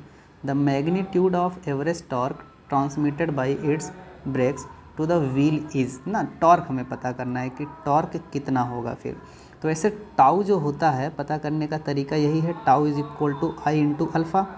बट जो अल्फ़ा हमारा होगा वो क्या होगा, अल्फ़ा जो है जिस भी एंगुलर स्पीड से मोशन कर रहा है ना, जिस भी एंगुलर स्पीड से, उसको जीरो में लाने के लिए, तो change in angular speed w by फिर क्या हो जाएगा, जो टाइम लग रहा है t, या इसको डेल्टा t बोल देते हैं फिर, है ना। तो यही तो हो जाएगा। तो बस कुछ नहीं है सवाल में, बस इतना ही है। तो ये 3 है। डेल्टा ओमेगा निकालना बड़ा आसान है, ये जीरो लाना है। तो स्पीड जितनी चल रही है वो 15 मीटर पर सेकंड है, तो ओमेगा जब निकालेंगे v बाई आर हो जाएगा, यानी कि 15 डिवाइडेड बाई 0.45, ये हो गया। और टाइम कितना लग रहा है इसमें, 15 सेकंड का लगा रहा है टाइम फिर, है ना। तो 15 से 15 जो हो जाएगा कैंसिल आउट हो जाएगा। तो टाउ जो हो गया this is equal to 3 divided by 0.45। एक काम करते हैं, इसको 300 बना लेते हैं और इसको 45 कर लेते हैं। 3 से इसको हम क्या करते हैं, डिवाइड करते हैं। तो 3 से ये 100 हो गया और 3 से ये 15 हो गया। 15 को इससे डिवाइड कर देते हैं, तो 15 छक्का 90, फिर 15 छक्का 90, इस प्रकार से होता चला जाएगा। और टॉर्क जो हो जाएगा ये हो जाएगा kilogram metre square second square, ठीक है, पर सेकंड स्क्वायर। तो ये kilogram metre square per second square हो जाएगा 6.66। तो ये ऑप्शन हो जाएगा इसका करेक्ट ऑप्शन। ठीक है, चलिए अगला क्वेश्चन देखते हैं। अगला क्वेश्चन हमारा ये है कि a force F is equal to alpha, ये इतना है, is acting at a point R is equal to the value of A alpha for which angular momentum about origin is conserved है। तो एंगुलर मोमेंटम कंजर्व होने का मतलब जो external torque लग रहा है वो जीरो लग रहा है, ये इसमें कॉन्सेप्ट है। तो टॉर्क को हमें जीरो करना है, यानी कि जो वेक्टर टाउ है इसका जो मैग्नीट्यूड है या जो टाउ है इसको जीरो करना है। तो टाउ विल बी ज़ीरो, तभी होगा। टाउ जो होता है vector R cross vector F होता है। तो अगर हम यहाँ से vector R cross vector F निकालें तो देख लेते हैं कैसे निकलेगा। तो यहाँ लिख देंगे सीधे आई कैप जे कैप के कैप। आई कैप की जो वैल्यू है वो आई कैप की मतलब आई कैप के लिए करस्पॉन्डिंग कंपोनेंट लिखते हैं पहले आर के। तो अल्फ़ा 3 और 6 और फिर 2 -6 और -12, इसको सॉल्व करते हैं। तो tau will be can be written as I cap 3 -12 -36 और ये +36 हो गया, ठीक है, माइनस जे कैप ये हो गया -6 अल्फ़ा एंड -6, ठीक, प्लस के कैप और विद इन ब्रैकेट हो जाएगा, ओ सॉरी ये गलती हो गई। तो अल्फ़ा इंटू -12 यानी कि ये हो जाएगा -12 अल्फ़ा एंड -12 हो गया, ठीक। और के कैप की जो वैल्यू आ जाएगी ये हो जाएगा -6 अल्फ़ा प्लस क्या माइनस हो जाएगा -6, ठीक। तो जो वेक्टर टाउ हमें मिल गया ये तो जीरो हो जाएगा, यानी कि 0 आई कैप, ये हमें मिल गया प्लस और ये 12 अल्फ़ा -12 जे कैप प्लस इधर मिल गया मुझे माइनस में के कैप और इधर मिल गया 6 अल्फ़ा प्लस 6, है ना, इतनी चीज़ मिल गई यहाँ पे, 6 अल्फ़ा प्लस 6 मिल गई। तो अब अल्फ़ा की वैल्यू देखो कितनी हो सकती है यहाँ पे, तो क्या ये सही लिखा गया है? 1 मिनट हम चेक कर लेते हैं। तो -6 इतना, ये चीज़, हाँ ये तो माइनस है, हाँ ठीक ही लिखा गया है, सब कुछ सही लिखा गया है।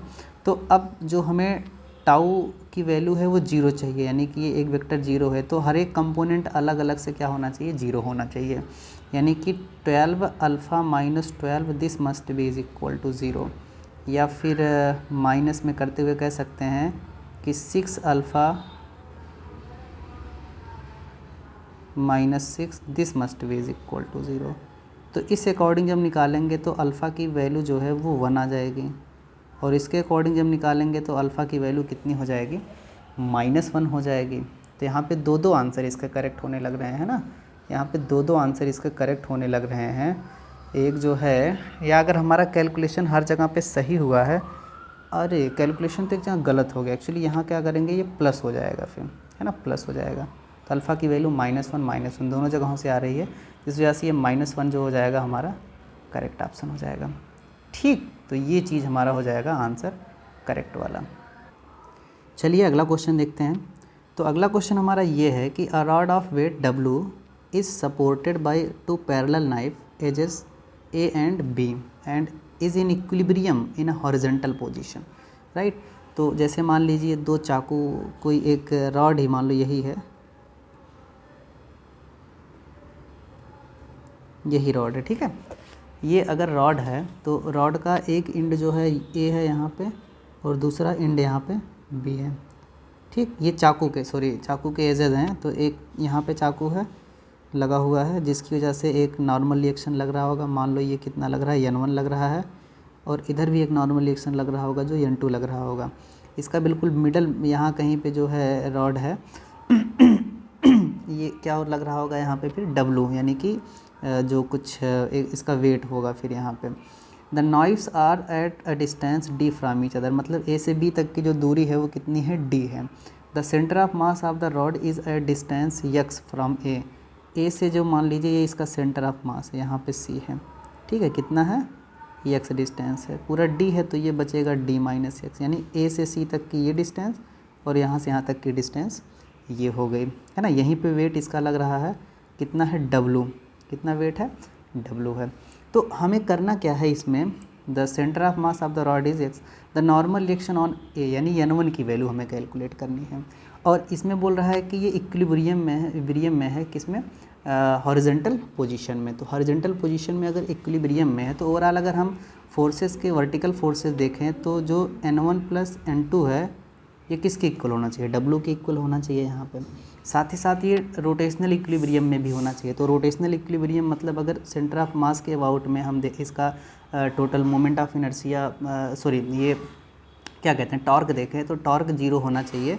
मतलब कि एक का हम निकालेंगे तो N1 इंटू एक्स हो जाएगा, माइनस दूसरे का जो निकालेंगे वो N2 into D minus x, ये 0 होना चाहिए, ठीक है। तो आसान है, बहुत टफ नहीं है। यहाँ से N2 की वैल्यू निकाल के रखी जा सकती है, जो कि W माइनस कितना हो जाएगा? N1 हो जाएगा फिर।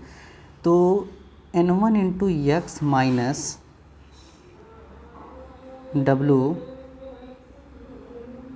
Minus N1 into D minus X is equal to 0। तो यहाँ से हम सॉल्व करते हैं और हमें N1 की वैल्यू मिल जाएगी। तो N1x माइनस, एक बार इसको सॉल्व कर लेते हैं, तो WD है ना, इससे माइनस WD और ये प्लस हो जाएगा WX। ठीक उसी प्रकार से प्लस N1D और plus N1x is equal to कितना हो गया? 0। जहाँ जहाँ N1 है सबको हम एक साथ में कर लेते हैं। वैसे N1x ये कैंसिल हो गया, तो N1D is equal to WD minus X. तो यहाँ से जो N1 की वैल्यू है, this can be written as WD minus X by D. तो ये N1 की वैल्यू आ गई, यानी कि पहले वाले पे जो रिएक्शन नॉर्मल का है वो कितना है? इतना है। कोई ऑप्शन है इसका? हाँ, ये वाला ऑप्शन है दूसरा वाला, तो second option will be the correct option. चलिए अगला क्वेश्चन देखते हैं।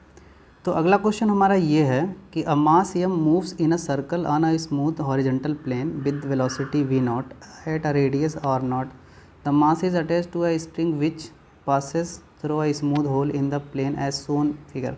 फिगर देख लीजिए आप इसको, यहाँ पे ऐसा क्वेश्चन है, ठीक है। ये मास m है, ये सर्कुलर पाथ पे मोशन कर रहा है, ठीक है, ऐसे ये सर्कुलर पाथ पे, इसकी रेडियस r नॉट दी है और जो एक स्पीड है, कितनी स्पीड है, वो v नॉट स्पीड है, ठीक है। तो ऐसी सिचुएशन है फिर यहाँ पे। अब इसके बाद क्या कहा जा रहा है, हाँ, इसके बाद ये बोला जा रहा है the tension in the string is increased gradually and finally M moves in a circle of radius r naught by 2, यानी रेडियस आधी हो जा रही है। तो मतलब ग्रेजुअली या जेंटली इसको मूव करवाया जा रहा है, मतलब कोई एक्सटर्नल टॉर्क नहीं दिया जा रहा है इसमें। तो एक्सटर्नल टॉर्क नहीं दिया रहा है तो लीनियर मोमेंटम दोनों कंडीशन में बराबर होगा, यानी L1 बराबर कितना लिख सकते हैं हम लोग, L2 लिख सकते हैं। तो पहली कंडीशन में अगर लीनियर मोमेंटम देखा जाए तो इस यम ब्लॉक जो कि circular path r not radius पे मूव कर रहा है, तो इसका मोमेंट ऑफ इनर्शिया, चलो एक बार लिख देते हैं I1, और इसकी जो एंगुलर स्पीड, राइट, तो I1 ω1, इसके लिए हो जाएगा I2 इंटू ω2, ठीक है। ये इसमें कॉन्सेप्ट है। तो I1 ω1 क्या है, हमें फाइनल काइनेटिक एनर्जी पता करनी है। देखो काइनेटिक एनर्जी हम फाइनल वाली तभी पता कर पाएंगे जब फाइनल स्पीड पता कर पाएंगे। तो I1 जो है इस कॉन्सेप्ट से निकालेंगे तो मास हो गया इंटू रेडियस का स्क्वायर, तो r नॉट स्क्वायर इंटू ω1 जो कि हो जाएगा v not divided by r not. ठीक इसी प्रकार से अगर रेडियस r/2 हो जाता है तो इसका मोमेंट ऑफ इनर्शिया हो जाएगा I2 जो होगा, this will B r naught by 2 square, ठीक है, r naught by 2 square into, अब अगर हम यहीं पे ω2 देखें तो ω2 जो हो जाएगा, मान लो कि ये जो स्पीड बनेगी वो v बनेगी और रेडियस कितना हो गया इसका, और नॉट बाई 2 हो गया। फिर तो इस एक्सपोनेंट से एक चीज़ ये कैंसिल हो गई और इस एक्सपोनेंट से ये चीज़ कैंसिल हो गई फिर, ठीक है। वैसे अब इसको अगर हम सॉल्व करें थोड़ा सा और अच्छे से तो यहाँ लिखा जा सकता है, यम से यम भी कैंसिल हो गया, तो ये हो गया R naught into v naught is equal to R naught by 2 into v. तो यहाँ से v की जो वैल्यू आ गई, this is equal to 2v naught. तो इसलिए जो काइनेटिक एनर्जी अब होगी this will be half into mass m है और 2v का v नॉट का स्क्वायर यानी कि 4v नॉट स्क्वायर। तो ओवरऑल सॉल्व करेंगे तो ये आ जाएगा 2m v नॉट स्क्वायर, ठीक है। तो ये इतनी काइनेटिक एनर्जी हो जाएगी। तो इस दृष्टिकोण से पहला वाला जो ऑप्शन हो जाएगा ये करेक्ट ऑप्शन हो जाएगा, ठीक है। और कोई ऑप्शन तो है नहीं, तो इतना है यहाँ पे। फिर चलिए अगला क्वेश्चन देखते हैं। अगला क्वेश्चन हमारा ये है कि 3 identical spherical shells each of mass m and radius r।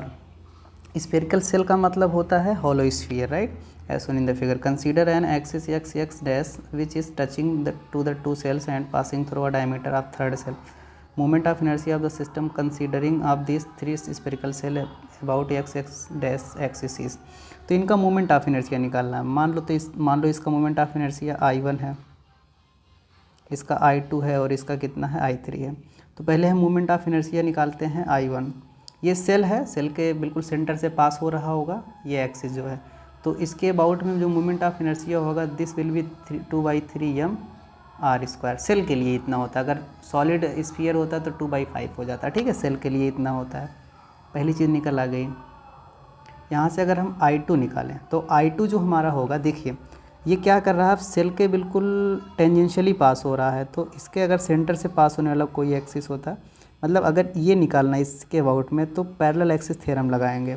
तो पैरेलल एक्सिस थ्योरम में क्या होगा, पहले सेंटर से पास होने वाला सेंटर के अबाउट मोमेंट ऑफ इनर्शिया जो कि 2/3m r स्क्वायर हो जाएगा, प्लस ये पूरा मास सेल का m और यहाँ से यहाँ तक की डिस्टेंस जो कि सेल के रेडियस के बराबर होगी उसका स्क्वायर, ठीक है। तो ओवरऑल ये 2/3m r square plus m r square यानी कि ये हो जाएगा 5/3m r स्क्वायर। इसी प्रकार से जब I3 निकालेंगे तो ये भी मिल जाएगा 5/3m r स्क्वायर, यानी तीनों का पता हो गया हमें यहाँ से, तीनों का मोमेंट ऑफ इनर्शिया।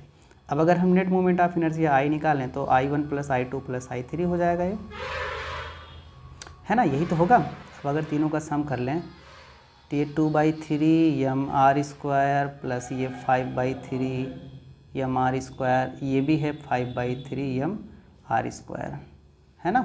तो जोड़ लेते हैं, सबका डिनोमिनेटर 3 है तो न्यूमरेटर ऐड हो जाएगा 12/3 mr²। तो 12/3 बोले तो 4, तो मोमेंट ऑफ इनर्शिया कितना हो जाएगा 4 mr², है ना एक ऑप्शन ये चीज़ 4 mr², ये करेक्ट ऑप्शन हो जाएगा इसका। ये बढ़िया क्वेश्चन है मोमेंट ऑफ इनर्शिया से रिलेटेड प्रॉब्लम के लिए। आइए हम देखते हैं अपना नेक्स्ट क्वेश्चन, ठीक है। तो जो हमारा अगला क्वेश्चन है वो कुछ इस प्रकार से है। हाँ, तो क्वेश्चन ये है, a solid cylinder of mass 50 kilogram and radius 0.5 metre is free to rotate about the horizontal axis. A massless string is wound round the cylinder with one end attached to it and another hanging freely.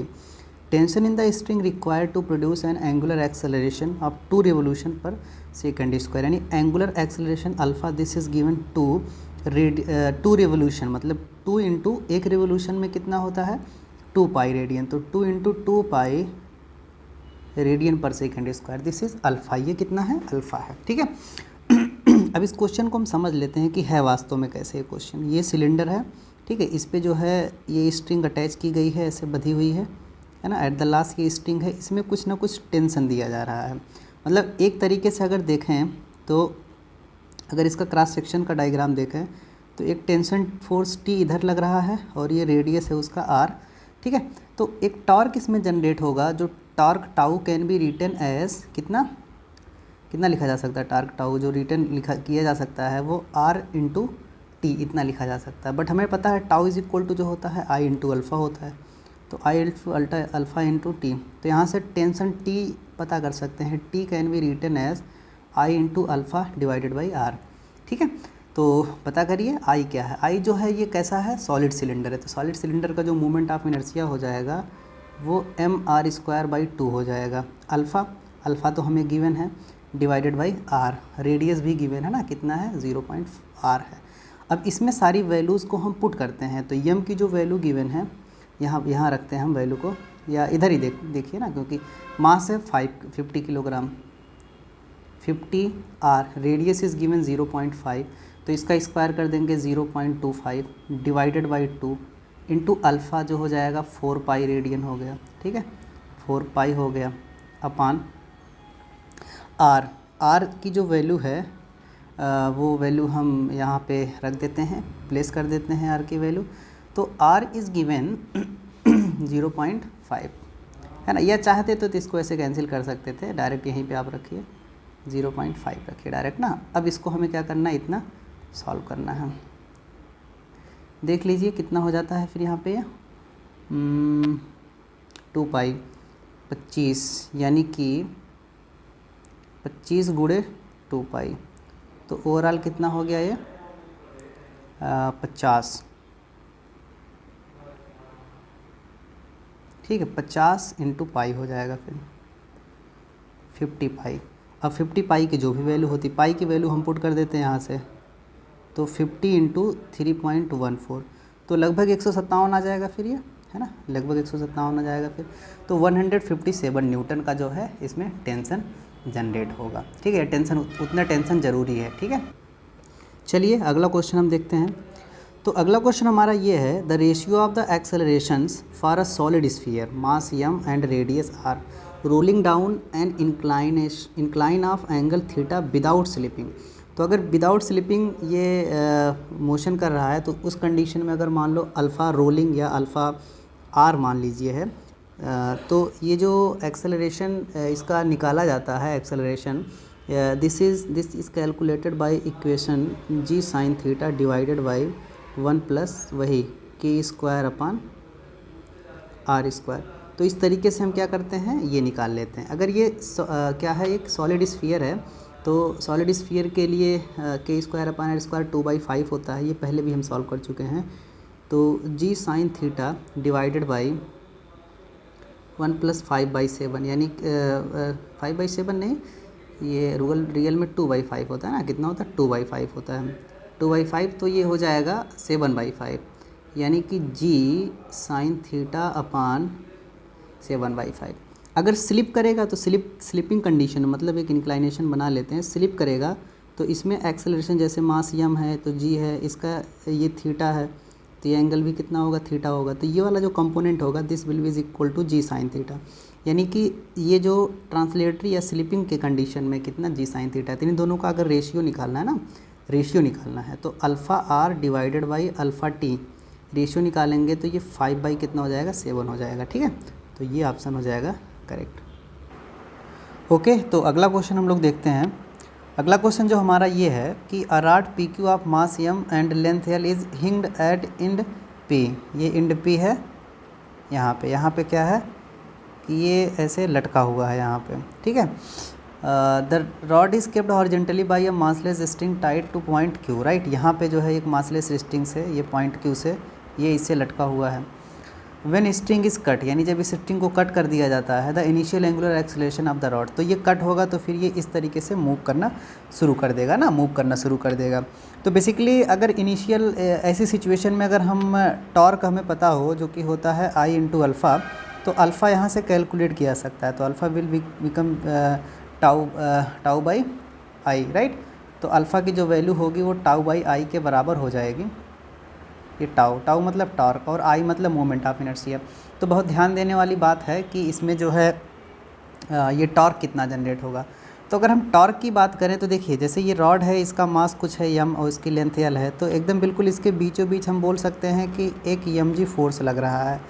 तो mainly ये यम जी ही जो है ये क्या करेगा, इसमें इसके about में क्या करेगा, एक टॉर्क जनरेट करवाएगा। मतलब कि बोल सकते हैं कि ये जो है लेंथ अगर एल है तो बिल्कुल L/2 पे टॉर्क जनरेट होगा। तो अगर हम टाउ यहाँ से टॉर्क निकालें तो torque will be is equal to वो जो लेंथ है L/2 into M G, right. तो mg/L/2 ये इतना हो जाएगा टॉर्क इसमें, यानी कि इसको लिख सकते हैं mg/L/2। ठीक, अब बात आती है मोमेंट ऑफ इनर्शिया की।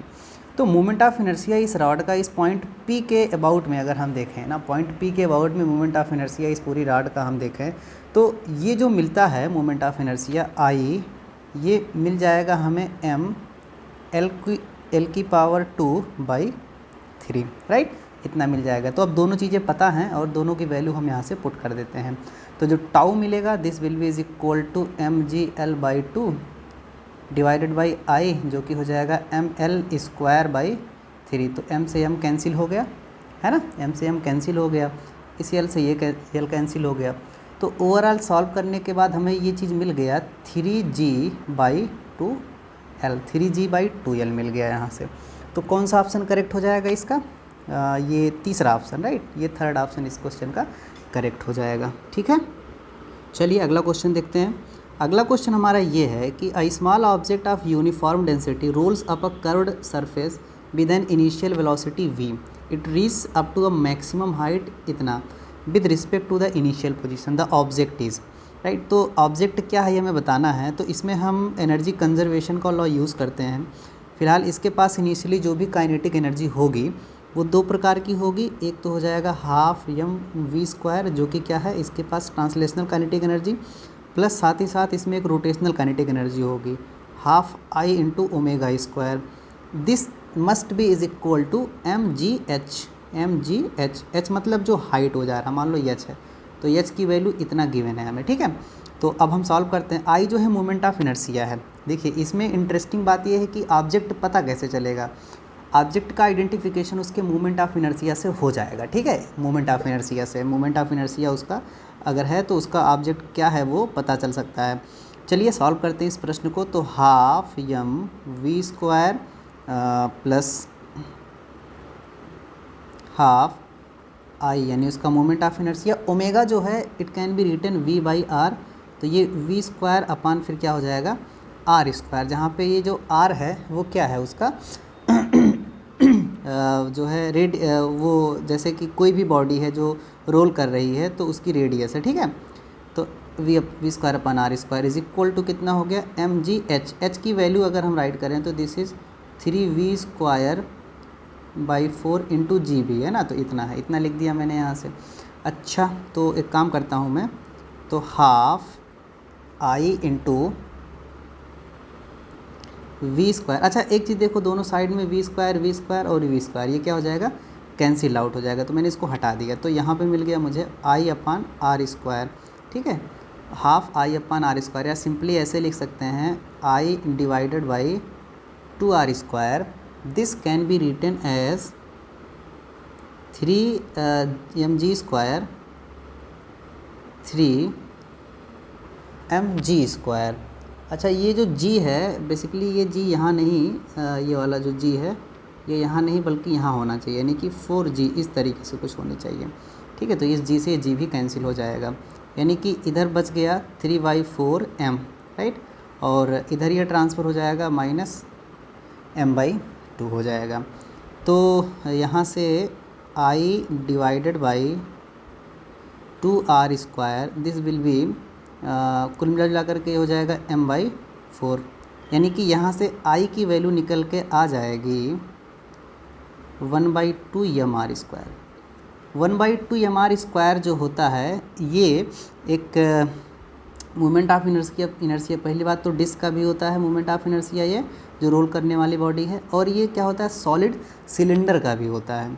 तो डिस्क और सॉलिड सिलेंडर क्या है इसमें, CYL सिलेंडर ना, सॉलिड सिलेंडर। तो इसमें डिस्क और सॉलिड सिलेंडर कोई ऑप्शन है ऐसा, हाँ डिस्क है, सॉलिड सिलेंडर तो नहीं है, सॉलिड स्फीयर है या हॉलो स्फीयर है। तो हॉलो स्फीयर का क्या होगा, mr स्क्वायर होगा, और रिंग का भी वही होगा mr स्क्वायर। तो ओवरऑल ये इसमें जो करेक्ट ऑप्शन हमारा होगा डिस्क होगा, यानी वो जो बॉडी है वो क्या है, जो ऑब्जेक्ट है वो क्या है, डिस्क है एक, ठीक है। चलिए अगला क्वेश्चन हम लोग देखते हैं। अगला क्वेश्चन जो हमारा है वो ये है कि 2 discs are rotating about their axes normal to the disc and passing through the centres of the disc. Disc D1 has 2 kilogram mass and 0.2 metre radius and initial angular velocity 50 radian per second. Disc D2 का मास 4 kilogram है और ये radius इतनी है और velocity 200 radian per second है। The 2 discs are brought in contact face to face. Face to face का मतलब वही एक के ऊपर दूसरा रख दिया जाता है फेस ना, तो ये इस प्रकार से रोटेशन करेगा with their axes of rotation coincident, ठीक है। तो मतलब वही same. The final angular velocity हमें बताना है कितना होगा। तो बहुत आसान सा क्वेश्चन है, law of conservation of angular momentum, we can solve this problem. तो law of conservation of angular momentum मतलब मान लीजिए इसका मोमेंट ऑफ इनर्शिया आई हो जाता है, तो ये हो जाएगा आई इंटू ओमेगा, राइट, क्या हो जाएगा आई इंटू ओमेगा, यानी कि ये फाइनल एंगुलर मोमेंटम है। इनिशियल एंगुलर मोमेंटम मतलब अकेले अकेले दोनों का एंगुलर मोमेंटम। तो पहले का हो जाएगा I1 ओमेगा 1, दूसरे का हो जाएगा I2 ओमेगा 2, ठीक है बेटा।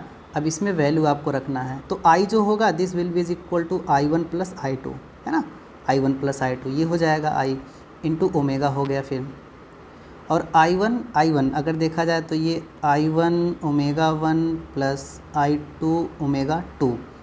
तो ओमेगा की जो वैल्यू आएगी this will be is equal to I1 omega 1 plus I2 omega 2 divided by I1 plus I2।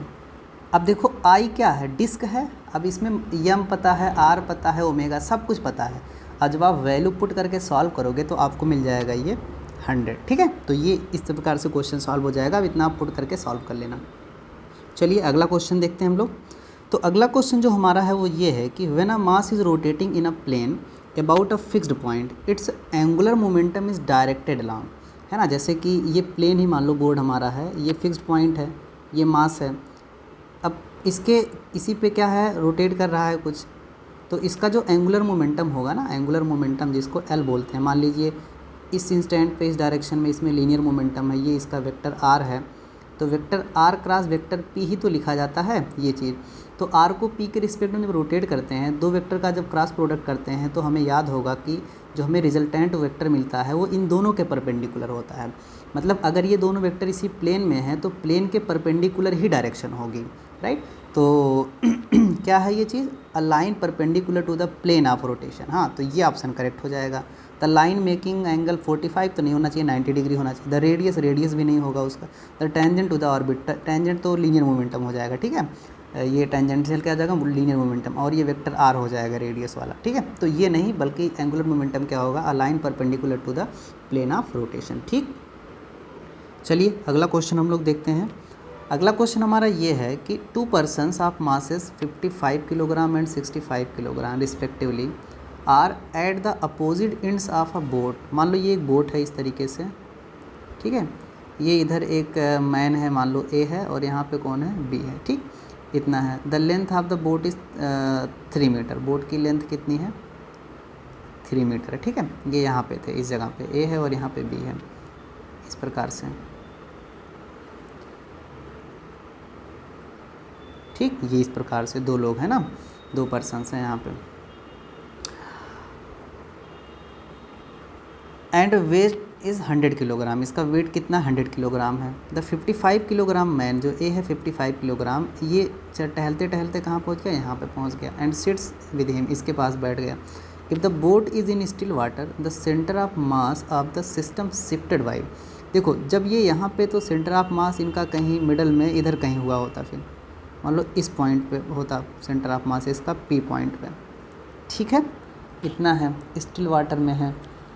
अब इन पूरे सिस्टम का जो सेंटर ऑफ मास होगा, जैसे 3 मीटर है, मान लो इस प्रकार से ऐसे है, 3 मीटर है, तो अगर हम सेंटर ऑफ मास की बात भी करते हैं इस पूरे सिस्टम की, तो चाहे तो निकाल सकते हैं, it's not very difficult things.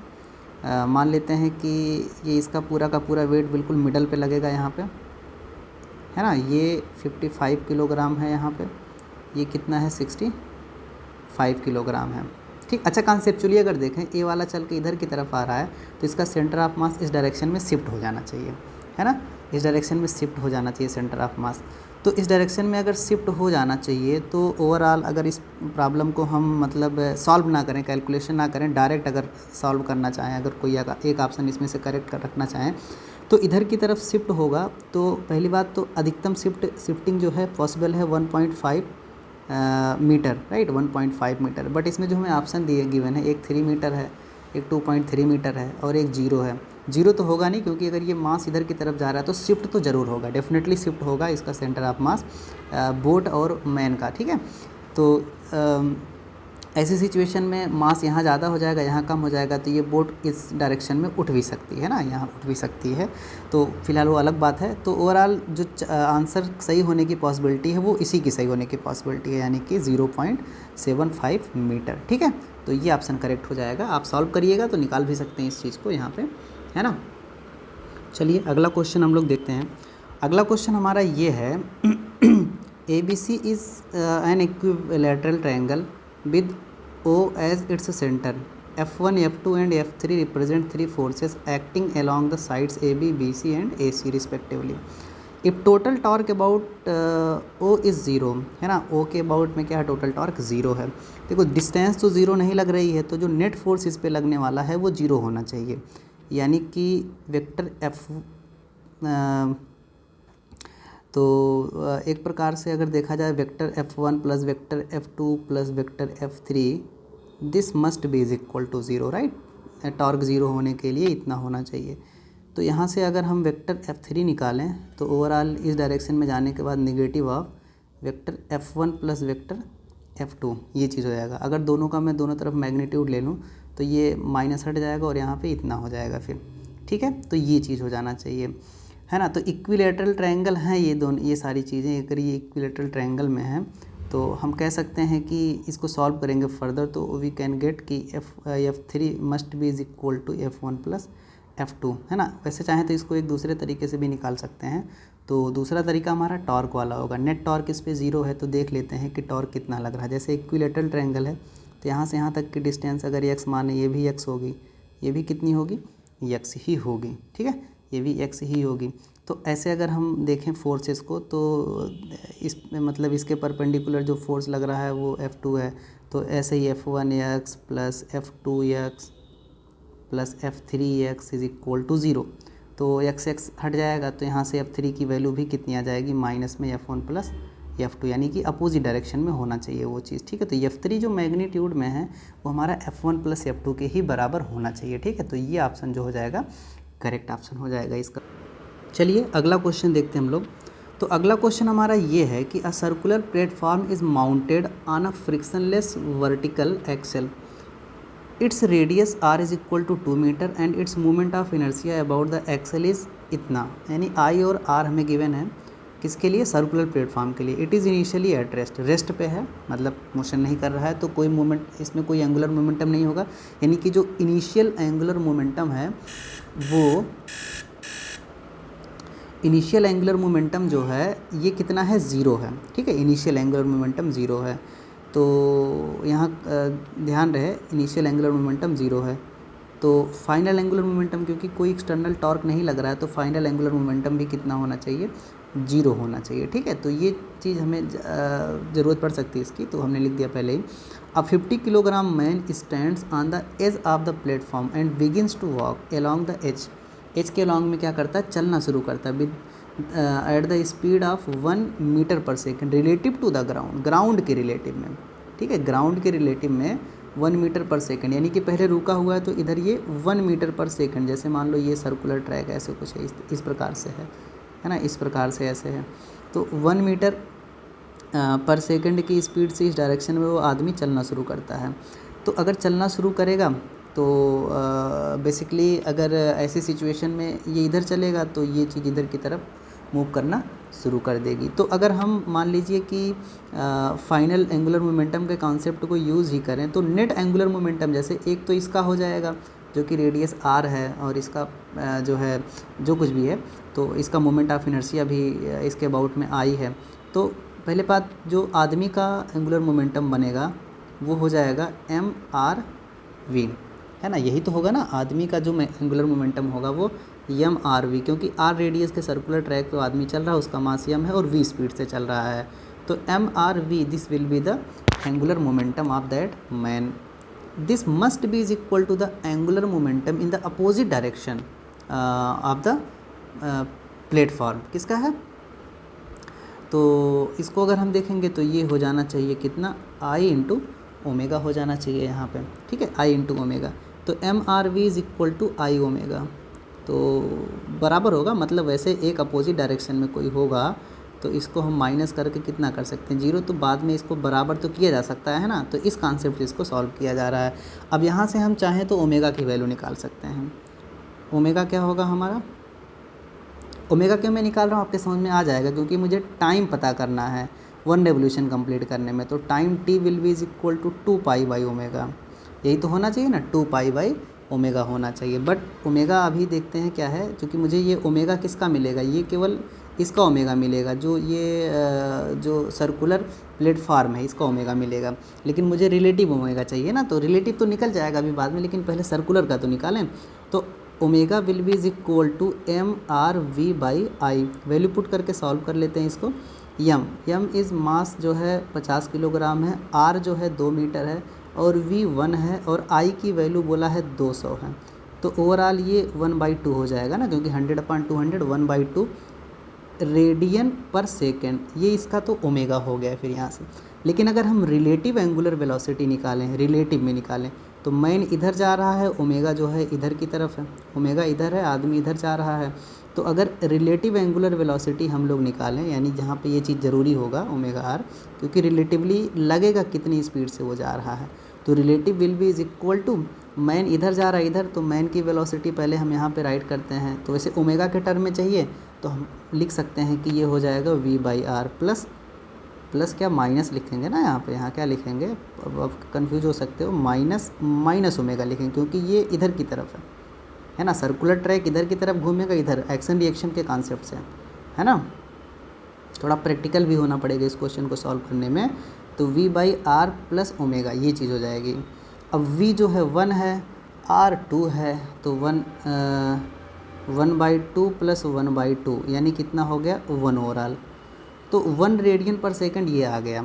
अब t की वैल्यू को हम यहाँ पे रखते हैं, तो t जो हमारा मिल गया 2 पाई/1, यानी कि जो टाइम लगेगा this will B 2 pi seconds, है ना, 2 पाई सेकेंड्स लगेगा, तो ये वाला ऑप्शन हो जाएगा करेक्ट ऑप्शन। ठीक, चलिए अगला क्वेश्चन हम लोग देखते हैं, और वो लास्ट क्वेश्चन भी होगा इस चैप्टर से। क्वेश्चन ये है, the movement of inertia of a uniform circular disc is maximum about an axis perpendicular to the disc and passing through. देखिए इसमें कुछ पॉइंट दिए गए हैं ABCD, इस प्रकार से दिए गए हैं।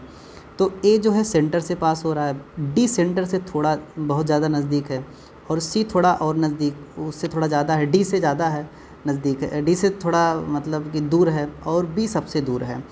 तो अगर इसमें हम देखें तो कोई अगर एक्सिस पास हो रहा है तो बेसिकली आप देखिए एक्सिस ऑफ रोटेशन बॉडी के सेंटर ऑफ मास से जितना ज़्यादा दूर रहेगा मोमेंट ऑफ इनर्शिया उतना ही ज़्यादा बनता है उस बॉडी का, ठीक है।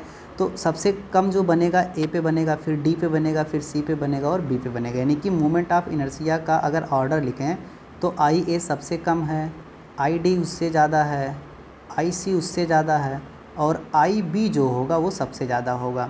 तो सबसे ज़्यादा मोमेंट ऑफ इनर्शिया किस पे बनेगा? B पॉइंट पे बनेगा। तो इसलिए ये ऑप्शन हो जाएगा करेक्ट ऑप्शन। ये हमेशा आप समझिए कि मास डिस्ट्रीब्यूशन या जो सेंटर ऑफ मास है बॉडी का, उसका मोमेंट ऑफ इनर्शिया ज़्यादा किस में। जैसे कि एक सवाल मैं आपके लिए रखता हूँ, जैसे मान लो कोई बॉडी है इस प्रकार से है ना, इस प्रकार से ये एक्सिस ऑफ रोटेशन है, सेम बॉडी है, मास उसका उतना ही है, लेकिन ये इस प्रकार से रखा गया है। तो पता है कि सेंटर ऑफ मास यहाँ होगा, सेंटर ऑफ मास यहाँ होगा, तो यहाँ सेंटर ऑफ मास ज़्यादा दूर है, यहाँ कम है। तो ऐसी सिचुएशन में जो मूवमेंट ऑफ इनर्शिया होगा, यानी पहली कंडीशन है, दूसरी कंडीशन, तो दूसरी कंडीशन में मूवमेंट ऑफ इनर्शिया ज़्यादा होगा और इसमें क्या होगा, थोड़ा कम होगा, ठीक है। तो ये मास डिस्ट्रीब्यूशन पे थोड़ा प्रैक्टिकल चीज़ भी होती है, तो कॉन्सेप्चुअली भी हम प्रॉब्लम को सॉल्व कर सकते हैं। और फिलहाल इस प्रॉब्लम को तो हमें कॉन्सेप्चुअली ही सॉल्व करना है कि मास एक्सिस ऑफ रोटेशन जितना ज़्यादा दूर होगा बॉडी से, मोमेंट ऑफ इनर्शिया उतना ही ज़्यादा होगा, ठीक है। तो ये टोटल 32 क्वेश्चन इस चैप्टर से सॉल्व किए गए हैं, और जो पिछले कई वर्षों में क्वेश्चन पूछे गए हैं, इन 32 क्वेश्चनों को सॉल्व करने में कई कॉन्सेप्ट यूज़ हुए हैं, ठीक है। तो एक प्रकार से आपका थोड़ा रिवीजन हुआ है, बट और भी क्वेश्चन इस चैप्टर से हो सकते हैं। थोड़ा ज़्यादा इंपॉर्टेंट चैप्टर है ये, नीट एग्जामिनेशन में जो क्वेश्चन पूछे जाते हैं उस दृष्टिकोण से। तो आप अच्छे से इसको सॉल्व करिएगा, और आपके उस आगामी परीक्षा के लिए आपको बहुत सारी शुभकामनाएँ। ओके, चलिए तो आज के लिए बस इतना ही। मिलेंगे नेक्स्ट वीडियो में हम लोग ग्रेविटेशन के जो कुछ सवाल होंगे ना, नेक्स्ट वीडियो जो हमारा होगा किससे होगा, ग्रेविटेशन से होगा। तो ग्रेविटेशन के सवालों को हम सॉल्व करेंगे, उसमें जो नीट की परीक्षा में पिछले कई वर्षों में पूछे गए हैं प्रश्न, ठीक है। ओके।